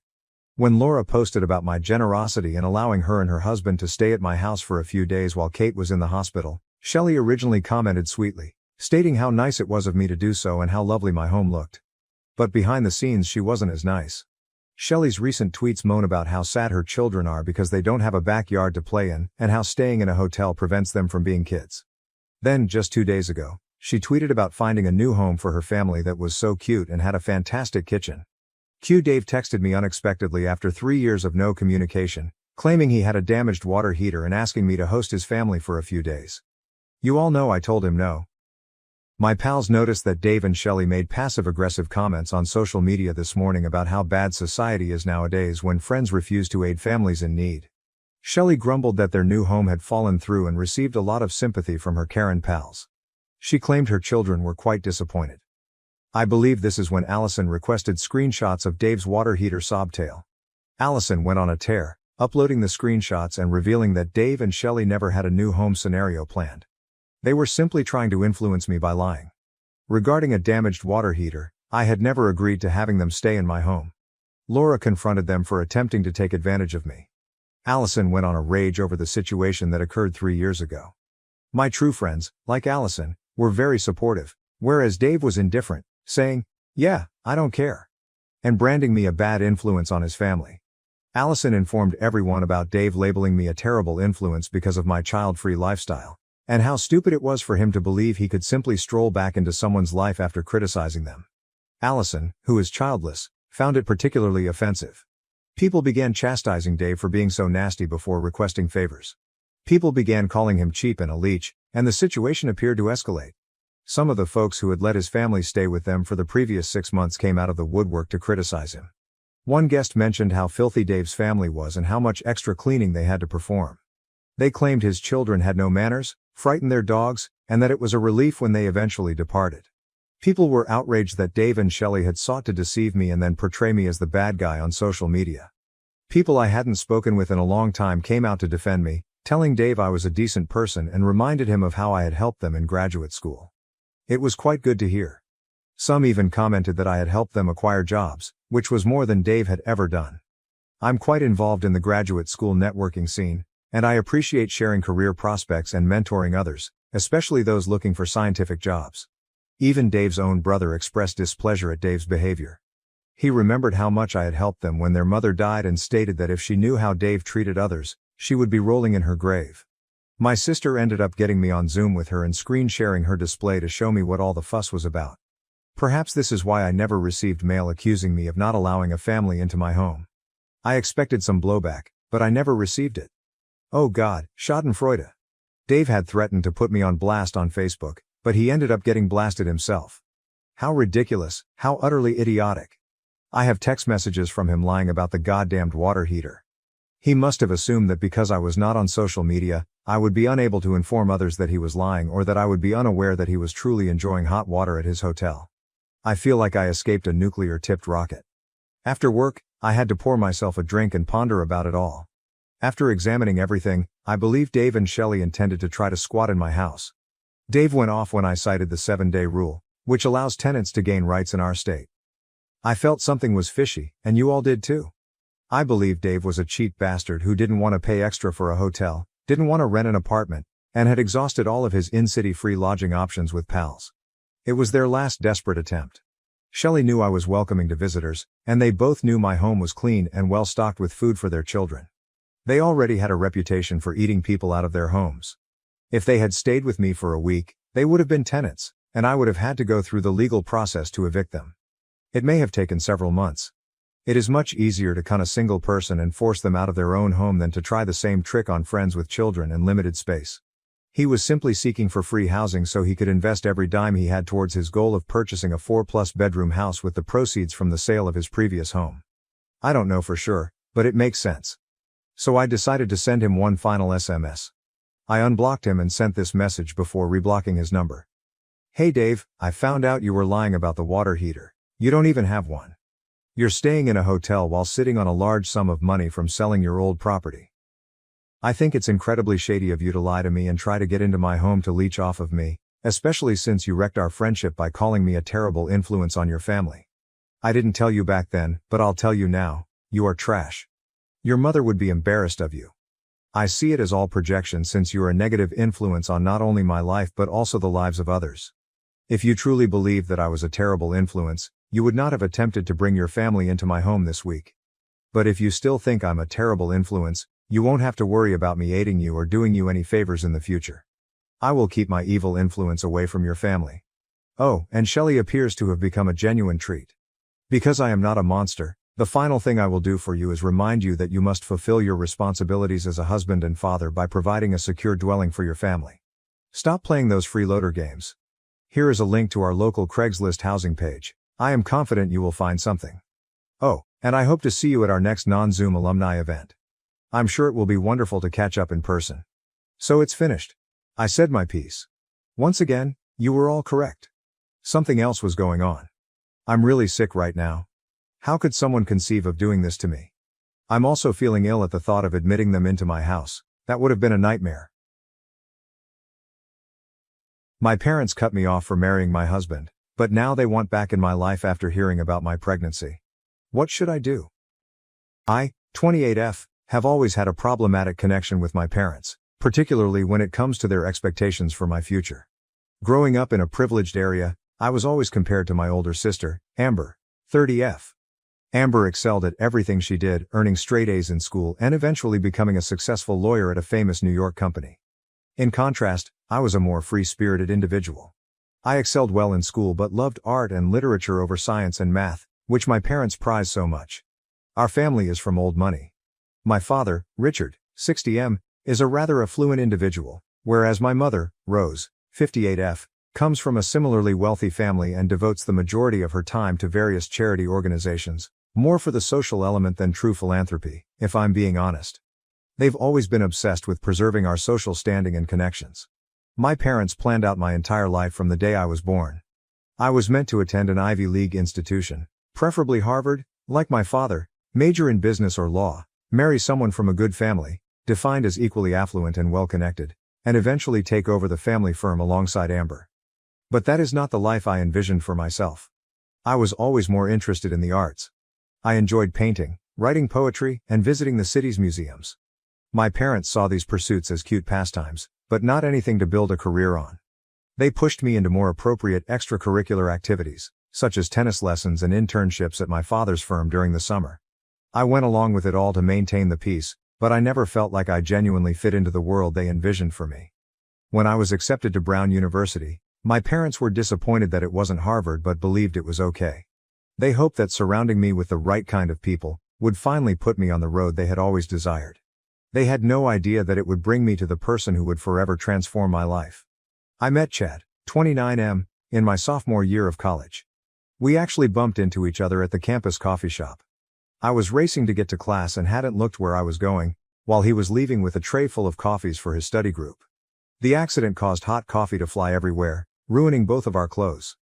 Instead of getting furious, Chad laughed and said, "Well, I guess this is one way to break the ice." We ended up skipping our lectures and spending hours conversing. Chad was everything my parents would dislike, which made him the more enticing to me. He hailed from a working-class family in a tiny town in Ohio. His father was a manufacturing worker, and his mother worked as a waitress. Chad was attending Brown on a full scholarship and working part-time to support himself. He was learning to be a teacher and was enthusiastic about education and making a difference in children's lives. From our first meeting, I felt Chad was something unique. He was nice, amusing, and really hardworking. He had a unique ability to make me feel noticed and understood. Chad allowed me to be myself, not the polished, flawless daughter my parents wanted me to be, but the real me, with all my idiosyncrasies and flaws. We began dating, and for the first time in my life, I was actually happy. Chad encouraged my creativity, pushed me to pursue my dreams, and supported me in ways that my family never did. When I informed him about my desire to become a graphic designer, he did not scoff or disregard it as my parents had. Instead, he assisted me in researching programs and internship opportunities. Of course, my parents despised him from the moment they met him. It happened during Parents' Weekend in our junior year. I had been putting off introducing them since I knew it would not go well, but I couldn't do it any longer. The meeting was a fiasco from the beginning. My folks couldn't see beyond Chad's background. To them, he was just a poor youngster attempting to go up the social ladder by dating me. They regularly made disparaging remarks about his attire, which were not designer labels, his modest Midwestern accent, and his profession choice. My mother often asked him whether he was certain he wanted to be just a teacher, when there were so many other respectable careers available. My father scarcely recognized Chad's presence, speaking exclusively to me and expressing his disapproval. They didn't care that Chad treated me better than all of the trust fund boys they tried to put me up with. They were convinced he was only interested in our money and social position. When I tried to defend Chad, citing his scholarship and work ethic, my father scoffed, "Oh honey, don't be naive. Boys like him always have an agenda." Despite my parents' displeasure, Chad and I continued to date throughout college. We encouraged each other throughout late-night study sessions, celebrated our accomplishments together, and discussed our future goals. With Chad, I felt like I could be myself and follow my own path, not the one my parents had planned for me. After graduation, Chad proposed. It wasn't the large lavish occasion that my folks had expected. We were on a weekend camping excursion, which would never appeal to my parents. Sitting by the campfire under a starry sky, Chad turned to me and said, "I know I can't provide you the luxurious life you grew up with, but I pledge to love and support you in all you do. Will you marry me?" I agreed without hesitation. When we returned from our trip and I informed my folks, all hell broke loose. My mother fell into tears, lamenting how I was wasting my life. My father's face turned an alarming shade of red as he raged about how I was making the worst decision of my life. They called me foolish and short-sighted. "Think about your future," my mother implored. "How do you plan to sustain your current lifestyle? How about your children? Don't you want to give them the best of everything?" I attempted to explain that Chad and I had discussed our future, that we had plans, and that we were ready for the challenges that lay ahead, but they wouldn't listen. To them, marrying Chad meant choosing a life of poverty and misery. When I refused to call off the engagement, they offered me an ultimatum. Either end things with Chad or cut me off totally. No more financial assistance, no trust fund, no inheritance, nothing. "If you're so focused on living like a commoner, then you can do it without our money," my dad advised me. I was astounded by their reaction. I knew they wouldn't be pleased, but I didn't expect them to go that far. In that moment, I recognized that their love and support were always conditional. As long as I did what they wanted and fit into their narrow definition of success, I was their daughter. But the moment I took my own route, they were ready to dismiss me. I choose Chad. We married in a short ceremony with only a few close friends present. It wasn't the extravagant social wedding my parents had envisioned for me, but it was beautiful in its simplicity and honesty. Amber did not even show up for the wedding. She agreed with our parents and told me I was making a big mistake. The day after my wedding, I got a cold official letter from my parents' lawyer. It informed me that I had been removed from their will, leaving Amber as the sole heir to their money. It further indicated that I was no longer welcome in the family home and that any future attempts to contact my parents would result in legal action. It stung more than I could have expected, and not because of the money. Chad and I were both employed and doing good. However, it hurt since my own family had prioritized their archaic ideals and social position over my happiness. The parents who reared me, whom I believed loved me unconditionally, had abandoned me because I did not fit into their ideal image. We had no communication for 3 years. I attempted to reconcile several times in the beginning, sending letters and leaving voicemails on holidays and birthdays, but my efforts remained unacknowledged. I eventually quit trying. During those 3 years, Chad and I created a life together. We both worked hard. I was a graphic designer for a small advertising business, and Chad was a high school English teacher. We purchased a little house in a quiet neighborhood, adopted a rescue dog named Max, and were genuinely content. Sure, we didn't have the same privileges as I did growing up. We couldn't afford costly vacations or fashionable clothes, so we had to budget wisely to make ends meet. But we had love and respect for one another, which was more valuable than any money. For the first time in my life, I felt as if I was living truly, pursuing my own aspirations rather than others' expectations. 3 years after our wedding, I discovered I was pregnant. Chad and I were over the moon. We hadn't been actively trying, but we both wanted children and were eager to begin this new chapter in our lives. We chose to wait until after the first trimester before telling anyone, just to be safe. Amber texted me about a week after we began sharing the news with our friends. It was the first time I had heard from her in 3 years. The message was brief and to the point. Mom and Dad learned about the baby. They want to chat. Call them. I was shocked. How did they find out? I hadn't notified anyone in my family, and as far as I knew, we didn't have any mutual friends who may have shared the news. After discussing it with Chad, I decided to phone them. Perhaps, I thought, the prospect of becoming grandparents had softened their hearts. I called, and my mother answered on the second ring. The talk seemed awkward. My mother performed the majority of the talking, and I could hear my father breathing heavily in the background, occasionally grunting in agreement. She congratulated me on my pregnancy and then, for no apparent reason, began discussing how they wanted to make amends and be present in their grandchild's life. There was no apology for how they treated me, and no acknowledgement of the anguish they had caused. It was as if the previous 3 years of stillness had never occurred. Then my mother mentioned giving us some gifts for the baby. Before I could respond, she rattled off a list of items they wanted to purchase, including a high-end stroller, a custom-made cot, expensive baby outfits, and even a new family car. I was stunned. The goods she described might easily cost more than $10,000. It seemed less like a peace gesture and more like they were attempting to buy their way back into my and my child's lives. My mother became unhappy when I respectfully declined, explaining that Chad and I had already begun preparing for the baby. "Don't be ridiculous," she exclaimed. "You cannot provide for this child in the same manner that we can. We're only trying to help. Don't let your pride stand in the way of providing your baby the finest possible start in life." The conversation concluded with my mother stating that they would send the gifts regardless and that they expected to be active in their grandchild's life. She never asked how I was feeling, how my pregnancy was progressing, or how Chad was doing. It was all about the gifts and what they expected. Chad was upset when I ended the call. When I informed him about the talk, he thought my parents were trying to undermine us by demonstrating that they could provide for our child in ways that we couldn't. "They're trying to buy their way into our lives," he explained, walking around our modest living room. "And once we accept these gifts, they'll use it as leverage to make demands about how we raise our child." I knew Chad had a point, but a part of me hoped it was merely my parents' poor attempt to reconnect. Perhaps if we gave them a chance, they might learn to accept Chad and our life together. "Maybe they've changed," I murmured, but I didn't believe it. "Maybe becoming grandparents has made them realize what's truly important." Chad asked me, "Do you really believe that, or are you just hoping it's true because you miss them?" His words struck home. I do miss my family. Despite everything, I miss the good times. Family meals, Christmas parties, and secret jokes that only we knew. But I couldn't forget the terrible times.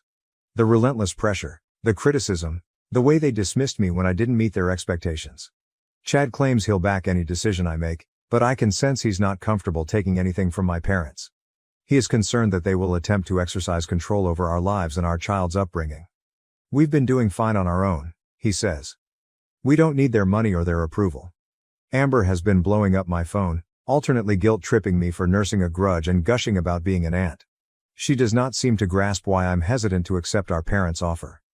They're trying to make things right, she says. Why can't you just let the past go? But it isn't that simple. The past is more than simply the past. It has influenced who I am and the path I've chosen. So Reddit, what should I do now? I desperately need some helpful suggestions on what to do. Update 1.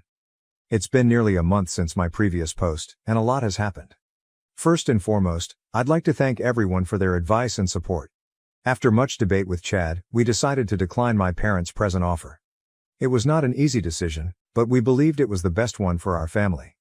I called my mother and explained that while we appreciated the gesture, we didn't feel comfortable accepting such pricey gifts. I attempted to keep the conversation pleasant and said that if they wanted to be a part of our child's upbringing, we could start with simple steps, such as having dinner together to discuss things. My mother did not take it well.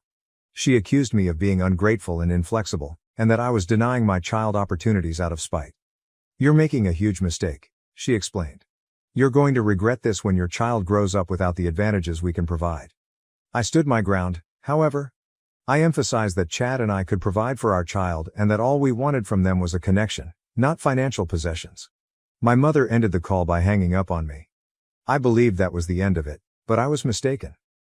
A few days later, a truck arrived at our house, loaded with all of the things my mother had indicated, including the stroller, crib, baby clothes, and even a set of keys to a new car parked on our street.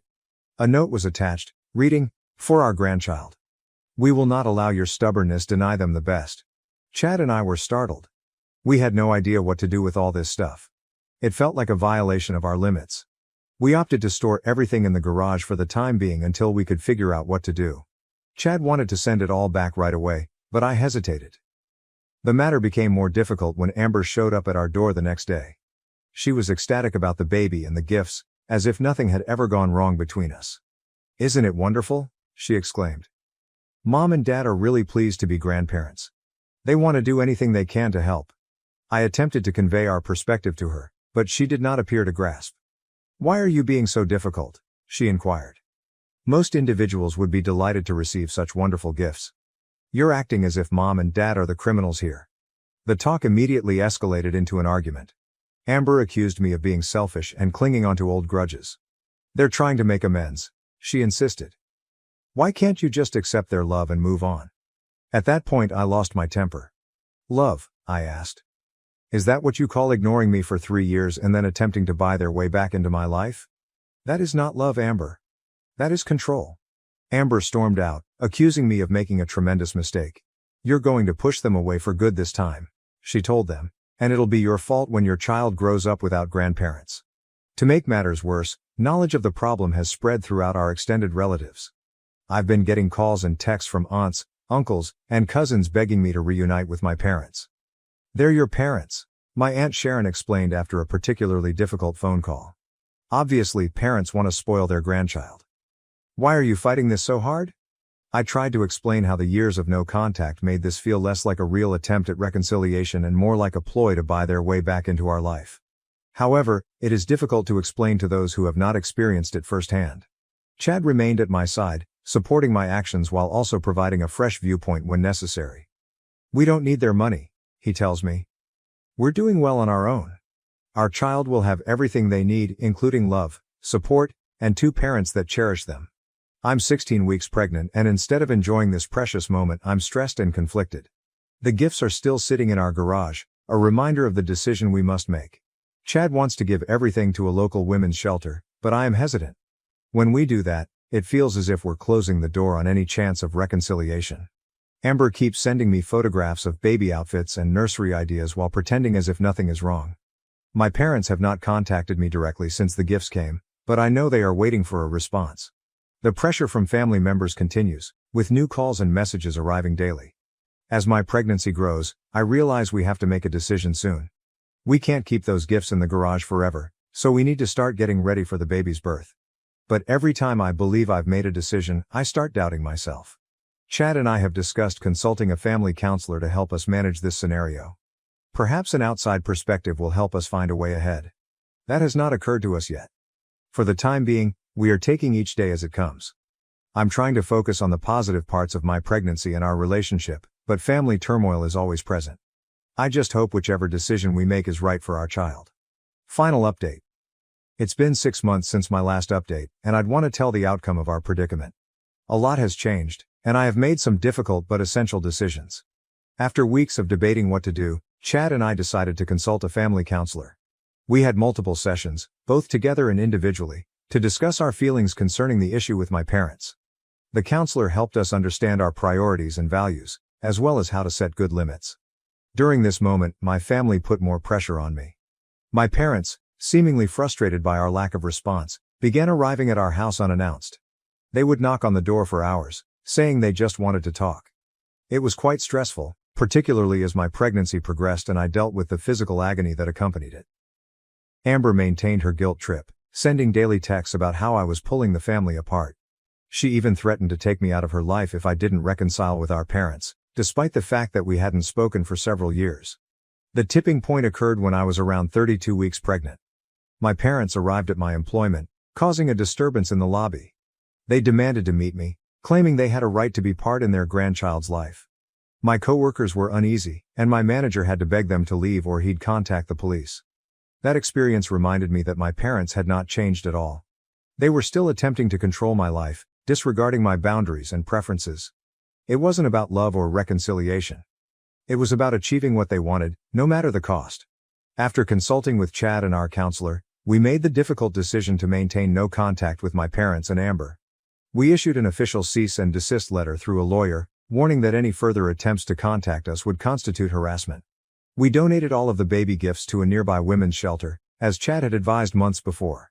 It was hard to let go of them, yet it felt right. We did not want our child's life to begin with strings attached. The day after we submitted the letter, I blocked my parents and Amber on all platforms. It was one of the most difficult things I'd ever done, but also the most liberating. The continual worry and anxiety I'd been experiencing began to subside almost immediately. Our daughter Susan was born 2 months ago. The birth was tough, and there were times when I wished I had my mother around, but Chad was fantastic throughout the entire process, and we made it through together. These first few weeks of fatherhood have been tough but extremely gratifying. Susan is perfect, and seeing Chad with her makes me fall in love all over again. We may not have all of the luxury gifts my parents wanted for us, but we do have love, which is more than enough. Looking at Susan, I am more certain than ever that we made the correct decision. I want her to grow up in a family full of love and respect, rather than continual judgment and attempts at control. I want her to understand that her worth is not based on money or prestige, but on who she is as a person. Yes, she will not have the materialistic privileges that my parents could have offered, but she will have parents who love her unconditionally and support her aspirations, no matter what they are. She'll grow up knowing that it's acceptable to set boundaries, advocate for herself, and forge her own route in life. This has been a challenging trip, but I do not regret our decision. We're going forward, concentrating on our small family and the promising future ahead of us. Thank you to everyone who has helped us on this journey. Your advice and nice words have meant more than you know. Here's to new beginnings and choosing happiness, even when it's the more difficult way. My boyfriend's ex sent him nude pictures, so I confronted him and found out he had been cheating throughout our entire relationship. It's finally gaining some traction. I won't name the podcast because of privacy concerns and the fact that I appear in some of the episodes. He's far from famous, but he's gaining recognition. I used to be the major co-host, but I've been too busy with work lately to be really active on the podcast. Obviously, you cannot have a podcast with just one person. It would be dull. So Isaac informed me that he had found someone to be a more consistent co-host when I was unavailable. I told him that was fantastic and inquired who it was. He told me her name was Abigail and even provided me her Instagram. It didn't appear that he was hiding anything, so everything seemed okay. About a week later, we were having dinner with our friend group when Isaac's best friend Josh commented in front of everyone that he was astonished by how fine I was with Isaac working with his ex-fling. Let's just say my reaction was polar opposite of cool. I was more outraged that Isaac had lied to me than anything else. Why would he feel compelled to lie about something like that? I like to think of myself as quite laid back about these things. Would I felt awkward? Yes, but the show is taped at the apartment Isaac and I share, and I highly doubt he is cheating on me. We're really serious and have even discussed marriage recently. But what about the fact that he was lying? That's the only red flag he's ever showed me, and it just feels strange. When we went home, I made him tell me about it. He told me that approximately a year before we met, he had a friends with benefits relationship with Abigail. Apparently, he stopped relations with her because he desired something more serious, with labels, but she refused. Again, not really disturbing, but he lied to me. The way his best friend expressed it, almost in awe, as if the concept was unfathomable, made me believe there was more to the story. I told Isaac that I wasn't comfortable with him working with Abigail. If he felt compelled to lie about working with an ex-fling, it was probably not the best decision. He stated that if I was unable to co-host the show, he required someone to do so on a regular basis. I told him he'd have to find someone else because I wasn't comfortable with the situation. I emphasized that I would have been fine with it if he hadn't lied, but he squandered the opportunity. I even went so far as to imply that if he continued talking to her, I might have to reassess our relationship. He eventually consented, but he has been giving me the silent treatment for the past few days. Our friends are aware of what occurred as a result of the mid-dinner announcement. They're split 50-50. Some of my friends suggest I should give him a break because he didn't mean to lie and didn't want to harm my feelings. They insist that Isaac is a decent person. But now I have a very horrible feeling about it. I'm scared that I overreacted. Other things like this have happened previously, now that I think about it, but so many of our friends believe I'm overreacting to a minor mistake. I believe they might be correct. Small things like this have happened before, but the truth is that I adore Isaac. I am willing to keep trying for him, but I can't get rid of this bad feeling in my gut. My friends suggest I should keep talking to him about it, but I have no idea what to say at this point. I urgently need some guidance. Edit. For those who are rushing to break up, I'd want to clarify that I genuinely like this man. We have been dating for 4 years. We have a child. Well, I'm kidding. She's a cat. I recognize that terminating things may be the only option, but right now I'd like to focus on advice rather than hearing how I should end things. Isaac has been with me through one of the most difficult times in my life, the loss of my sister. He is strong, kind, and in the best possible way an airhead. If we have to break up, we'll alter gears, but right now all I need is some brutal honesty and advice on what to speak to him. Edit. He does have another job because we can't live on my income and the show alone. He works today, while I work evening. I'll only have an hour to speak with him, and I want it to be a long conversation. So I'll wait till I'm off on Friday. I'm not sure what I'll say yet, but I will figure it out. Thank you for all of your responses, and I will keep you updated. Update 1, August 3, 2024. I hope this reaches everyone who watched and commented on my post. First and foremost, I'd like to thank everyone who helped me think of things to ask him. I can't thank you enough. I was diagnosed with acute anxiety when I was 10 years old. I spent the entire morning pacing and had a little anxiety attack before speaking with him. Normally, things like this would make me cry, no matter how big or small, but I'm happy to say I stood my ground. He gave me coffee this morning, as he almost always does. He has been chatting to me more lately, yet there is still this strange barrier between us. He kissed my forehead and we had breakfast together. He told me about job, and everything felt so right. But deep down, I knew that nagging feeling wouldn't go away unless I talked about Abigail. So in the most awkward way possible, I said, "We need to talk." Isaac grimaced and then nodded, shocking me with the words, "We do." 1 point for anxiety. We talked for around 2 hours. I will recap our chat. The first question I asked was how long they had been in contact. He informed me they met in a psychology class at college and were in the same study group. This piled up, as I know he's still connected to that group. Some of the guys, including Josh, are his best pals. He informed me they maintained in touch via group chat but had not chatted one-on-one until recently. The second question I asked was why he didn't inform me. I teared up as I asked, and he instantly began apologizing excessively. I told him that it hurt to hear it from Josh rather than from him. He explained, "I didn't think it was a big problem. I realize it's foolish, but I didn't think about it." He stated that they aren't close friends and she merely seemed like a nice alternative for me until I could get back to being active on the program. I asked him why he chose her. He added that he wanted to cover more issues about college life, classes, and study strategies, and she was a good fit because she was a part of his life at the time. He told me that he loves me and did not mean to hurt me. He stated that he knew it would make me uncomfortable, which is why he did not inform me. He was worried about my worry. I became upset and informed him that it was not his decision. He agreed, apologized, and promised not to do it again. He also stated that Abigail will no longer be a part of the program, and that he did not want to make me uncomfortable on purpose. I agreed, claiming I did not want her on the podcast. Then the tables turned. Just as I thought everything was good, he said something unexpected. "There's something else. She sent me nudes." "What the, __?" I felt my heart shatter a little and wondered how he replied. He showed me the texts, which were 2___ days old. He said, "I'm flattered but I have a girlfriend," but did not block her. I requested he stop communicating with her, but he refused, claiming it would make things difficult with his friend circle. I retorted, "I'm your ___ girlfriend, and yeah, this situation is already awkward." I questioned how he'd respond if Josh emailed me nudes. That hit him hard. He admitted to cutting Josh off and expecting me to do the same. He nodded, agreeing to block her. I saw him block and erase her contact. Even after that, I didn't feel satisfied. He saw the mails 2 days earlier but did not notify me. That was my breaking point. I responded, "Maybe honesty isn't as important to you as it is to me, but if one of your friends sent me nudes, I would tell you within minutes." I kept going, eventually breaking down in tears, and he began to cry too. He kept apologizing and explaining that he hadn't brought it up with me because he believed I was avoiding him, and he wanted to wait until he knew I was prepared to talk. This seemed like __, since he was giving me the silent treatment. In my previous post, I stated that I was not considering breaking up, but now I am unsure. I understand that this was not the update you were hoping for, but I assure you that there will be another. I told him I needed some space. I'm a person who rarely sets limits until I'm extremely offended. He apologized and attempted to hold me, but I moved away. I'm writing from my best friend's apartment, where I'm spending the night.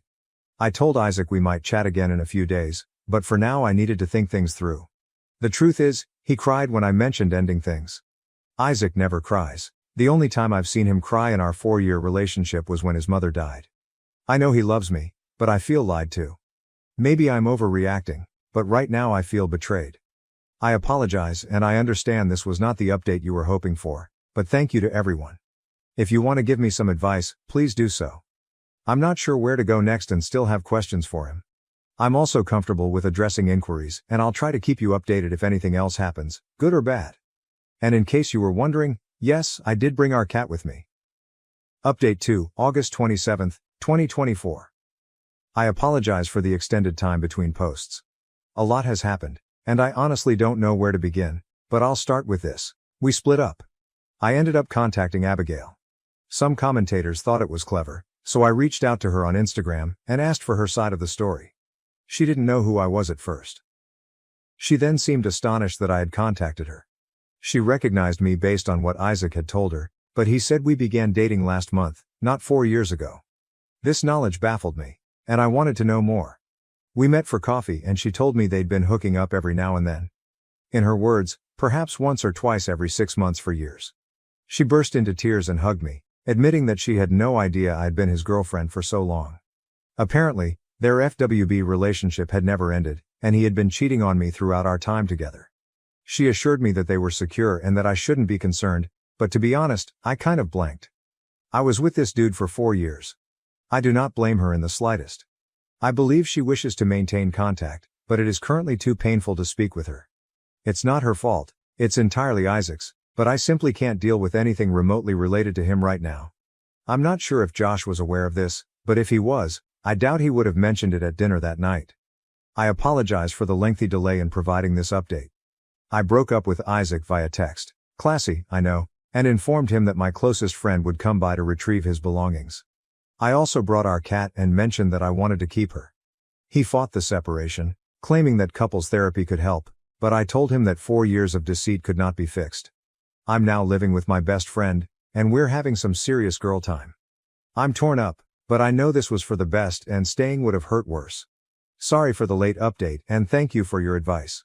Update 3, August 28, 2024. This is the last update. I wasn't going to post this, but I felt it would be a somewhat brighter conclusion for some of you and frankly, for me as well. Josh ended up phoning me yesterday night. I didn't respond at first, fearing that Isaac was attempting to reach me through him. However, after the third call, I did. This guy sounded angry. The first words he spoke were, "My name, I am so, __, sorry." He didn't give me a chance to say anything before going off on a tangent about Isaac being a jerk and how he couldn't believe he'd been best friends with him for so long. He told me that he paid a surprise visit to my previous apartment, which was not unusual for him, and was perplexed when he realized I no longer lived there. Isaac admitted to cheating on me, which Josh had suspected. You were correct, he made that comment at dinner to warn me. Some things I've realized. Isaac was possessive. He refused to let me hang out with our male friends one-on-one, and he was always hovering next to me. Josh told me that he informed our entire buddy group about Isaac's actions, and while 2 or 3 of them supported Isaac, the rest felt awful for me and cut off communication with Isaac and those 2 guys. Josh informed me that if I needed anything, he'd be there for me, and he apologized again, saying he should have told me sooner when he spotted the indications but never imagined Isaac had been cheating for so long. So sure, I suppose I could do another update if something significant happens, but this is where I am. Relevant comments where the OP has responded, what made Josh suspect cheating? OP, last year I was away for a week with some pals to go camping. He apparently made one of his customary stops to check if Isaac wanted to hang out, but Isaac refused to answer the door.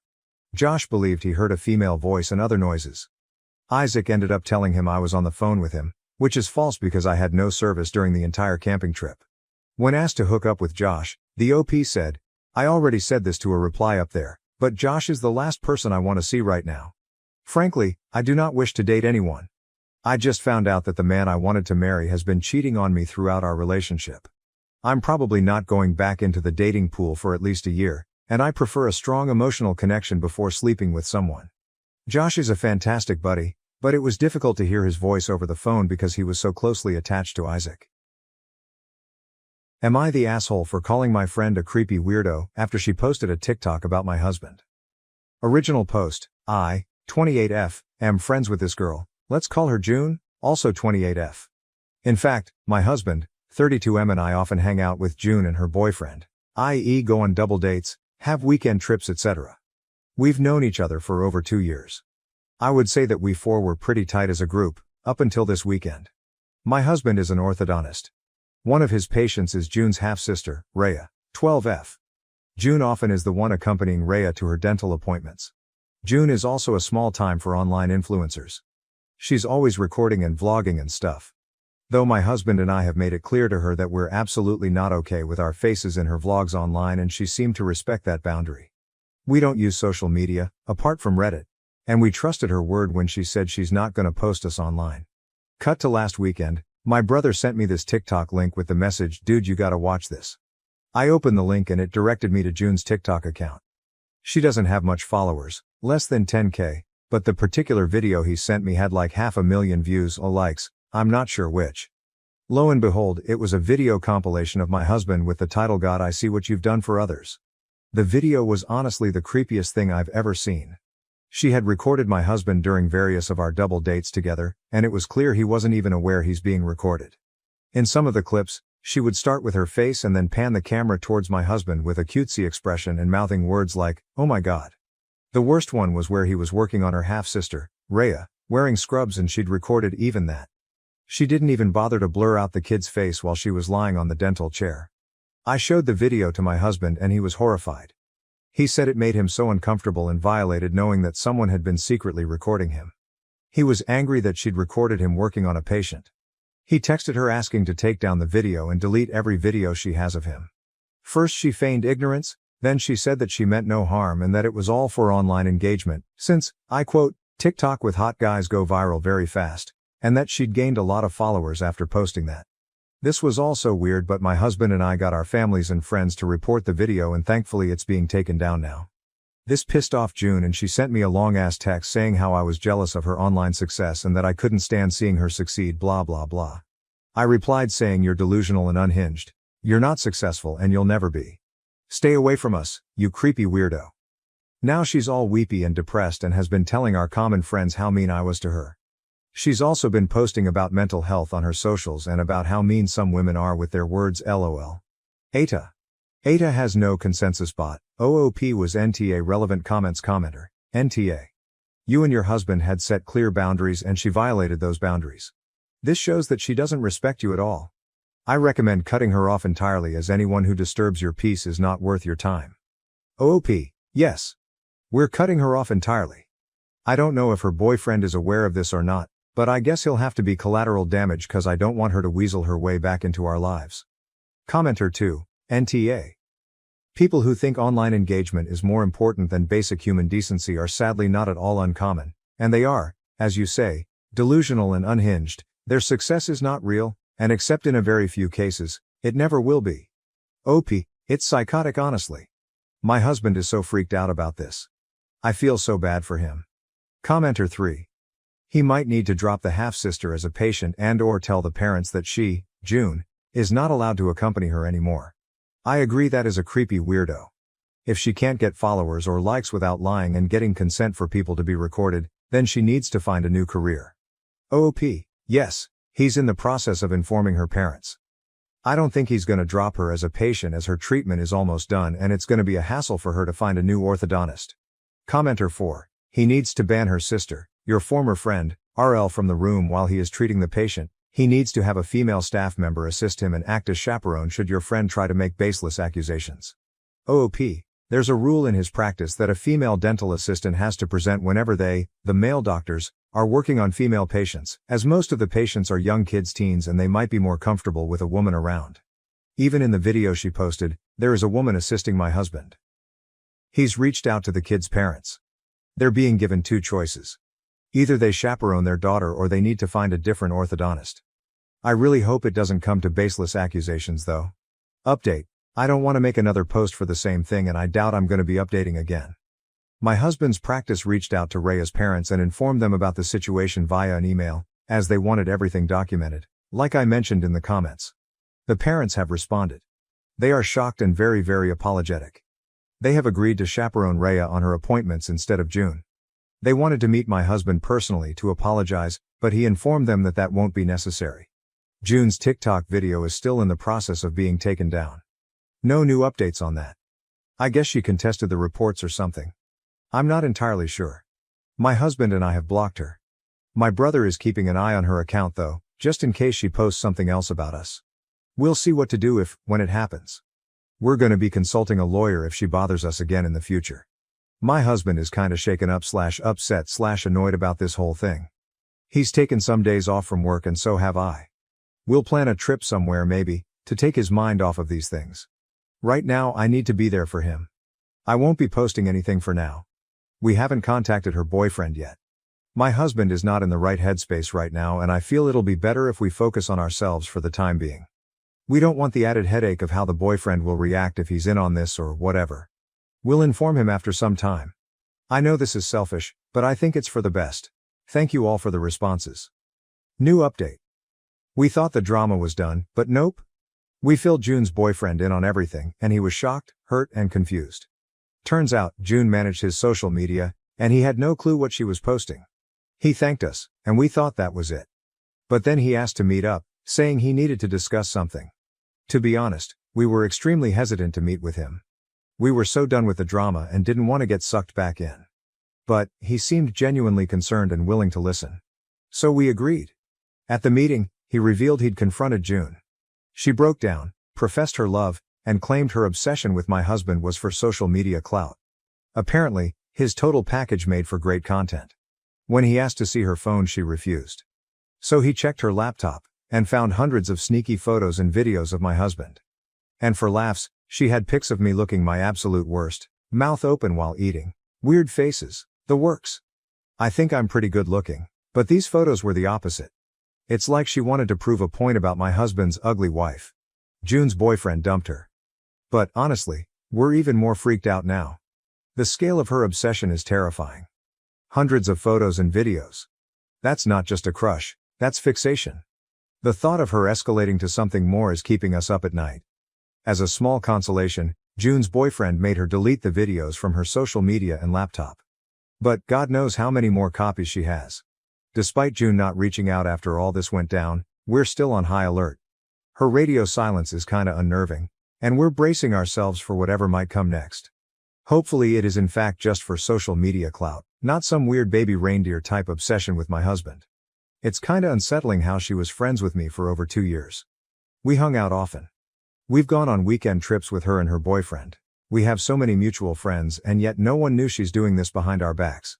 Either I'm bad at reading people or she's very good at being sneaky and deceptive. I'm also mentally kicking myself for not realizing that someone was taking pictures of me. I feel my husband and I both need to be less dumb and more aware of our surroundings, lol. On a brighter note, Raya's parents are super thankful to my husband for still treating Raya after everything. That's it for now. Hopefully, this is really the end. Relevant comments. Commenter 1, just be careful OP. Jane sounds unhinged. Oh OP. We are.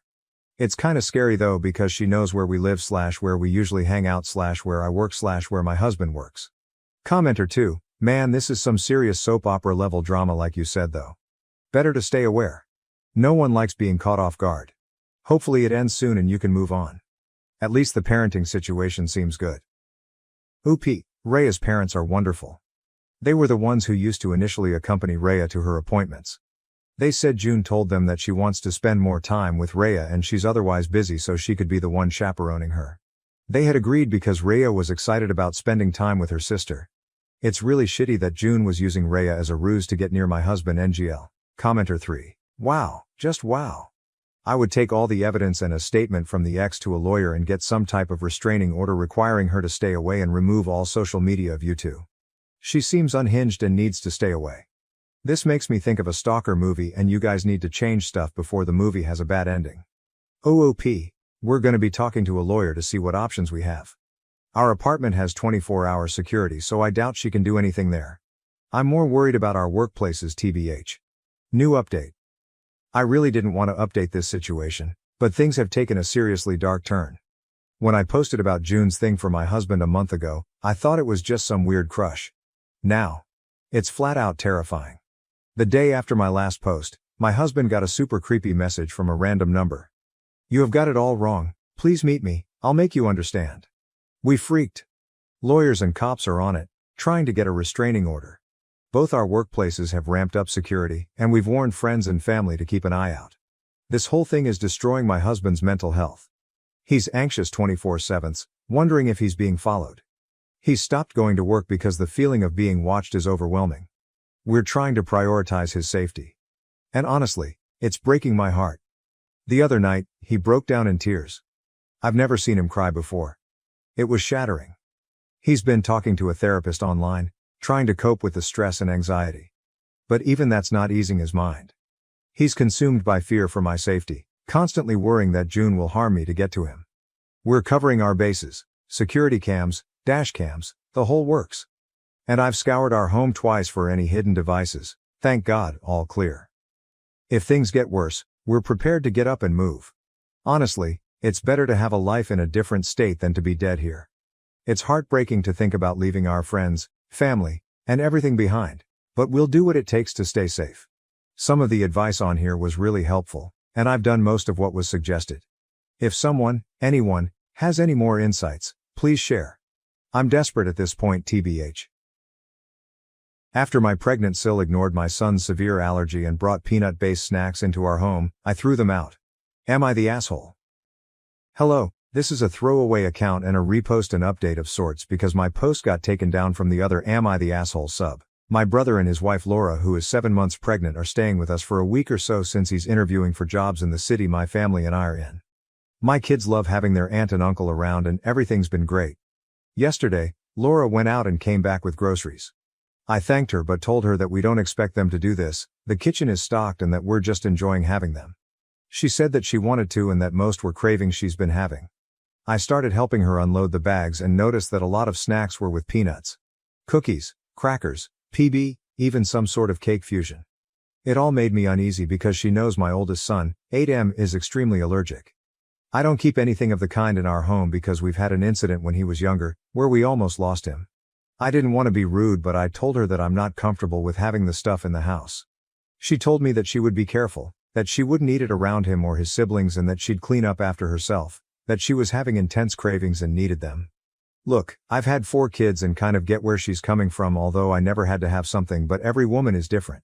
I made sure my son knew not to touch any of it and to leave her alone when she's eating them. That was that. Today, I woke up early to make breakfast and opened the fridge only to be greeted by strawberries dipped in PB left out without a container to chill. The PB jar wasn't sealed properly next to them and there were sandwiches on a plate because she likes the bread cold and soggy. I was pissed. I've read enough about airborne contamination to know that you can't really determine it, but I wasn't risking it. I grabbed a bag and started throwing everything in it, our groceries, hers, I didn't care. I was going to take the bag, drive to a shelter and let them know the situation. Laura woke up while I was on my rampage, came down and asked all upset what I was doing. I was snippy with her and didn't try to hide it. We got in an argument with her defensively saying that I can't do this, that the baby needs it and that it's cruel to put a pregnant woman through unsatisfied cravings. I told her bluntly that I don't give a single fuck, if she can't keep to her word then I won't either and that she'll live without her craving. My son can't say the same with his allergy. She went back upstairs, packed her bag and came back down, grabbed the bag of food and left in a huff. My brother was at his interview and called me half an hour later to ask me what happened. He was upset with his wife but also with me because nothing happened and at the end of the day, my son is fine. I told my husband when he came back from work and he's completely on my side. AITA, mini update. Like some people had predicted in the comments on the other sub, Laura did go straight to my family and started complaining. She hadn't twisted anything, told them the full honest story and my mother was livid. She called me panting like she ran a marathon after she berated Laura to make sure my son is okay, so I can only imagine the riot act she read to her. Apparently, even my stepdad gave Laura one of his disapproving frowns. My brother came back in the evening to get his stuff since Laura had only packed hers for some reason. He apologized for what she did and said that he'll have a chat with her once she's calmed down. She's been inconsolable. He told me that she's been crying since she left my mom's house and that she now feels unwelcome and unloved in our family and he blames me for it. My husband butted in and told him that it's enough. That whatever she's feeling doesn't cover half of what we felt and that she needs to get over herself. That I've been scrubbing the house from top to bottom for hours because of her actions. I did get panicky and went on to deep clean the whole house, especially the kitchen, but anyway, my brother left after he said that there's no leveling with us when we're being this stubborn. Now that I've had time to get out of the state I was in, I do feel bad that she's distressed and feels unwelcome in our family. That was never my goal. I've been debating sending her an apology. Not for my actions because I stand by them but for the way I went about it. I shouldn't have allowed the stuff in our house in the first place and could have been calmer about it after I opened the fridge. Update. A lot of people asked me to update so here it is. Warning. This is a long one and if I wasn't an AH before, I sure am now. So after my mom berated Laura and my brother yelled at my husband and I took the advice I was given and sent them a long text which ended up being a bit of a ramble about everything. How fucked the situation is. How we're disgusted by their stance and how we'll be going LC until we feel ready to be around them again. That was the day after my brother packed his bags and left. I was left to read and I thought that was that until a few days ago when I got a call from Laura. I thought about not answering it but curiosity got the better of me. When I picked up, Laura tried to make awkward small talk but I think she sensed I wasn't in the mood and got right to it. She apologized about her behavior, said she had no excuse other than her hormones and we ended up having a long chat about everything. By the end of it, I actually felt better and like we could get past it and work on our relationship. She also mentioned that she would still like for my family and I to come to her birthday dinner. It wasn't going to happen in a restaurant anymore.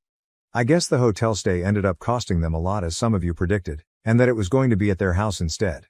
I told her that I'll talk with my husband and get back to her. I also got a text from my brother apologizing and saying he was just trying to protect and stand by his wife.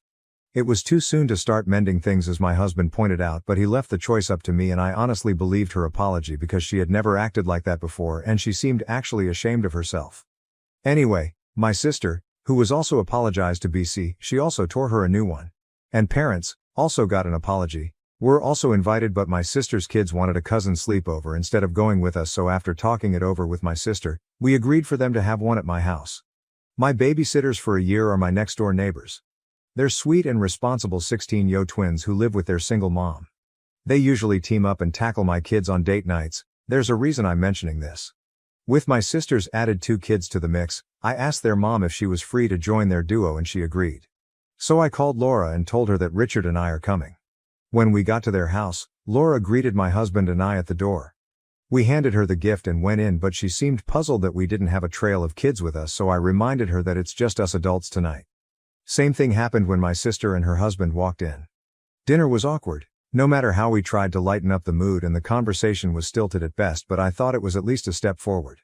Laura asked this time about why the kids were not with us, that she had made special food for them. I never mentioned the kids when I got back to her, just my husband and I, but I felt like it was my fault that I didn't clarify, and so I apologized for it and thanked her for thinking of them. My sister chimed in that her kids and mine were having a cousin's sleepover tonight and how she was excited about our soon-to-be nephew to join them when he's here and older. Laura looked at her with a smile and said, "Yeah, I'm sure he'll be best friends with his cousins, as in my kids, and his step-cousins, as in my sisters." This pissed me off because we don't step anything with the kids, but I bit my tongue. For context, my sister is technically my stepsister. I know I use stepdad in my first post. I usually call him by his first name. I consider him a parental figure since he raised me since I was 10, but I had a dad and the title will always be his. My sister gave her a hurt look, but it was my brother who nudged his wife with a, "What are you doing?" look. A few minutes went by again with eating and light convo before Laura asked again about our kids, mainly who was watching them since all 4 parents are here. I told her that my neighbor and her daughters are babysitting, to which she laughed at and joked about how incompetent the girls and their mom must be to need all 3 of them to wrangle the kids. Also for context, I have 4 kids. I'm biased and like to think they're well behaved, but they're sometimes too much for one person to handle. Even me, and I'm the one that brought them into this world. Add my sister's 2 kids and it's a lot for 2 teenage girls to handle even for just a few hours. We left at 7, it said we'll be back at 11. It has absolutely nothing to do with the girls whom my kids adore or their mom who is as kind as they come. Before I could retort anything, my mom stepped in with one of her smiles and told Laura that it's so kind of her to offer her own competence and watch the kids next time. That shut her up real fast. After that, dinner was even more awkward until we cleared the table and Laura brought out dessert while my brother got the cake from the fridge. Here's where I lost the last of my remaining brain cells. I went to the bathroom and when I came out, I saw my husband carrying my bag and trying to usher me out of the front door to leave.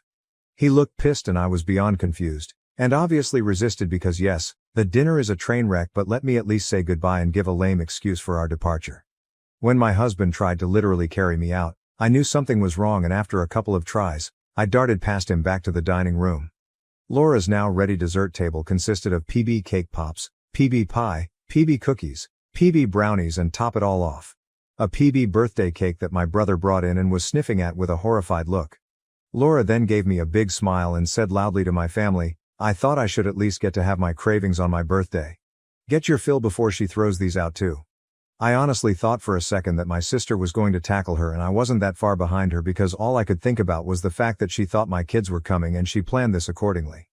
I felt so guilty for allowing the stuff in our house the last time, and if my sister's kids hadn't wanted the sleepover, I was going to walk my son into danger a second time. I lost my shit. Without thinking about my actions, I grabbed Laura's head, forced her to talk towards my brother who I think was too shocked to react, and slammed her head straight into the cake. I held it down as long as I could while she flailed and told her I hope she chokes on her cravings before I let her go. I honestly wanted to go for the pie too, but I had embarrassed myself enough by acting like that in the first place, so I told my brother that I'm done with both him and his wife, and if they try to contact me or my family again, I'm filing for a protective order. Then I let my husband lead me out. My sister was cackling as she followed us with her husband, but our parents stayed back. I heard Laura screaming profanities after us, but my stepdad raised his voice, which shut her up. I got a lot of jokes about his frown on my first post, but the man is as stoic as they come. Him showing any emotion is a big deal. I remember that his frown alone growing up was enough to literally stop my sister and I in our tracks because we knew if he gave us one that we messed up. I haven't asked my mom what happened after we left because I can't handle any more heartache from my brother or his actions. I don't think this was the update anyone wanted, least of all me, but I'm completely done with both of them. Even though my brother looked like he had no idea, the stuff was in his house, happening under his damn roof. I'm sad I won't be in my nephew's life and my kids won't get to know the new cousin they've been waiting for, but I'd rather cry over that than over my son's life. I don't expect anyone to be kind in the comments. I'm 32, I shouldn't have been so naive, and I know I shouldn't have reacted like that, and I'm going to be dealing with that with my therapist along with the guilt I'm feeling, but please take it easy on me, I'm still shaken up. I'm also looking into family therapy for my kids so they can better process not having their uncle and aunt around after them having been a close presence in their lives.